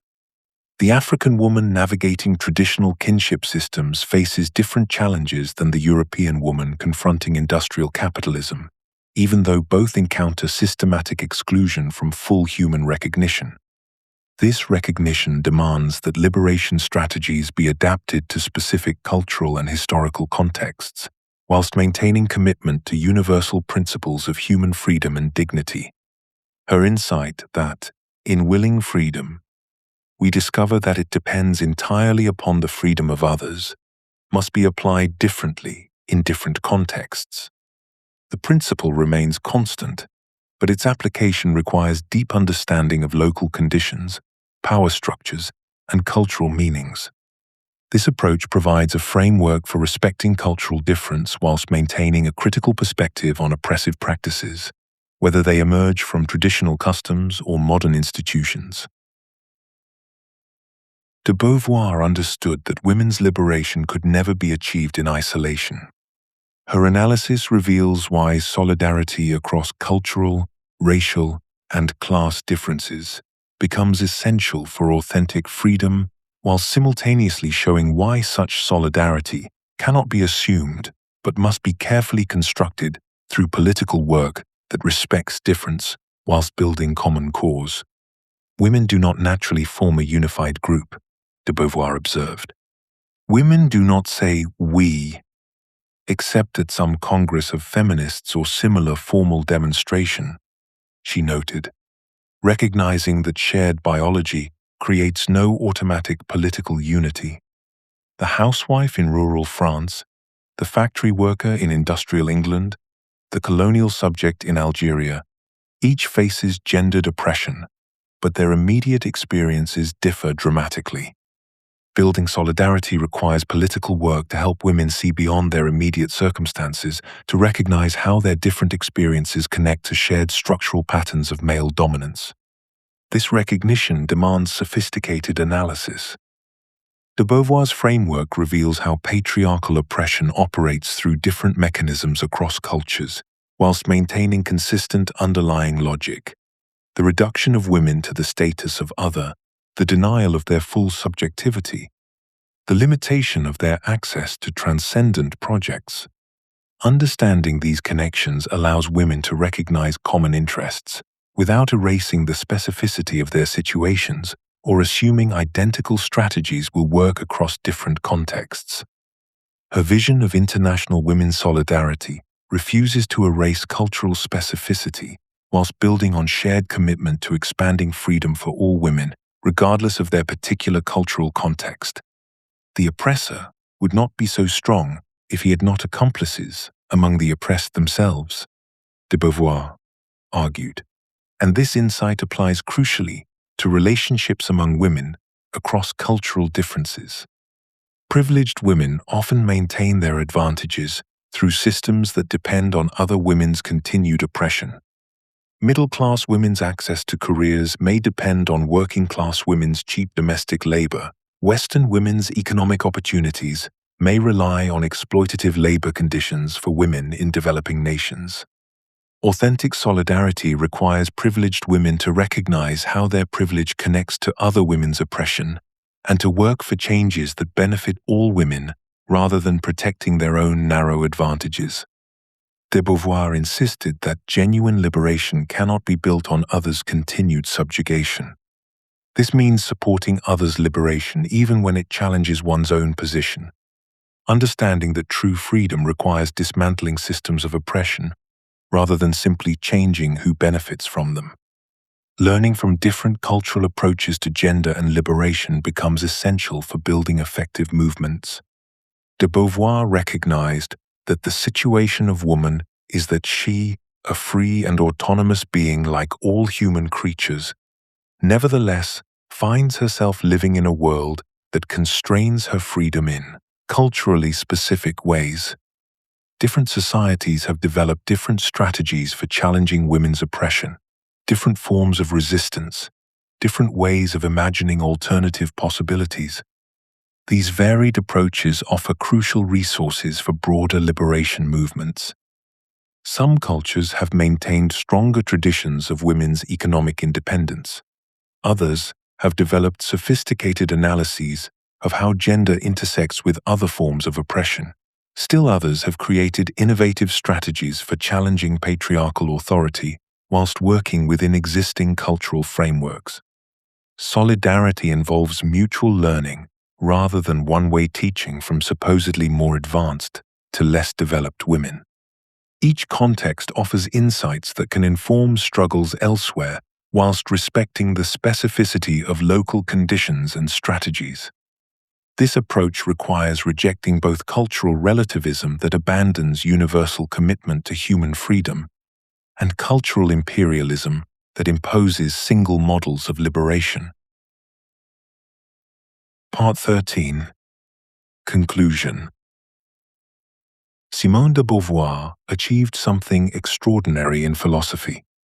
She demonstrated that existentialist freedom and feminist politics are not separate concerns, but aspects of a single, coherent vision of human liberation. Her complete philosophical system reveals how individual authenticity and social justice necessarily intertwine, creating what she called the fundamental truth of human existence. In Willing Freedom, we discover that it depends entirely upon the freedom of others, and that the freedom of others depends upon our own. This insight emerges logically from every element of her philosophy. Her analysis of situated freedom shows us that we always choose within concrete historical conditions shaped by others' choices. Her ethics of ambiguity reveals that we cannot escape responsibility for how our actions affect others' possibilities for authentic existence. Her theory of the other demonstrates how consciousness defines itself through relationships of recognition or domination. Her feminist analysis exposes how women's oppression exemplifies the broader human tendency to deny others' subjectivity whilst claiming absolute freedom for ourselves.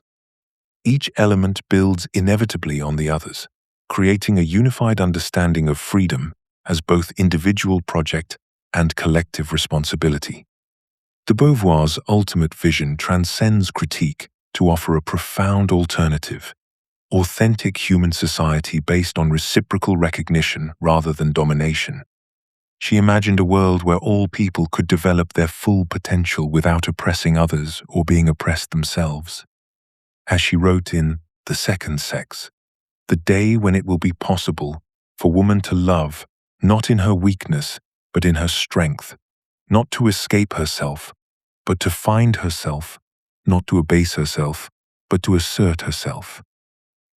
On that day, love will become for her, as for man, a source of life and not of mortal danger." This vision extends beyond gender to encompass all forms of human relationship. It requires fundamental transformation of economic, social, and cultural arrangements to support everyone's capacity for transcendence, for becoming more than what their circumstances initially allowed. Her most enduring insight concerns the inseparable connection between personal authenticity and social justice. We cannot be fully free whilst others remain oppressed because oppression corrupts all relationships within the system. As she observed, the oppressor would not be so strong if he had not accomplices among the oppressed themselves. This reveals the mutual dependence of individual and collective liberation. We become free through ongoing choices that consider their impact on others' freedom as well as our own self-realization. This integration challenges both individualistic approaches that ignore social conditions and collectivistic approaches that sacrifice individual authenticity for group solidarity. De Beauvoir's final profound insight transforms how we understand human development itself. She showed us that becoming fully human requires not just accepting our freedom but creating conditions where all people can exercise theirs. Liberation becomes both individual and collective responsibility that must be renewed in each generation. She recognized that the most optimistic ethics have all begun by emphasizing the element of failure involved in the condition of man.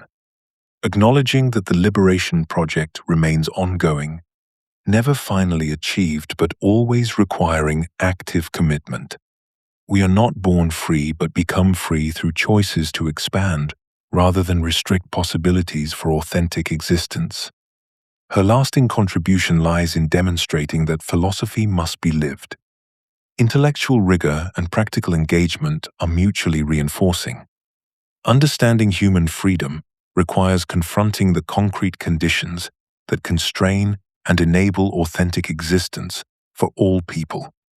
De Beauvoir created a philosophy that refuses the false choice between individual authenticity and social responsibility, showing instead how each requires and enables the other. In this integration, she offers us both the intellectual tools and moral vision necessary for the ongoing project of human liberation.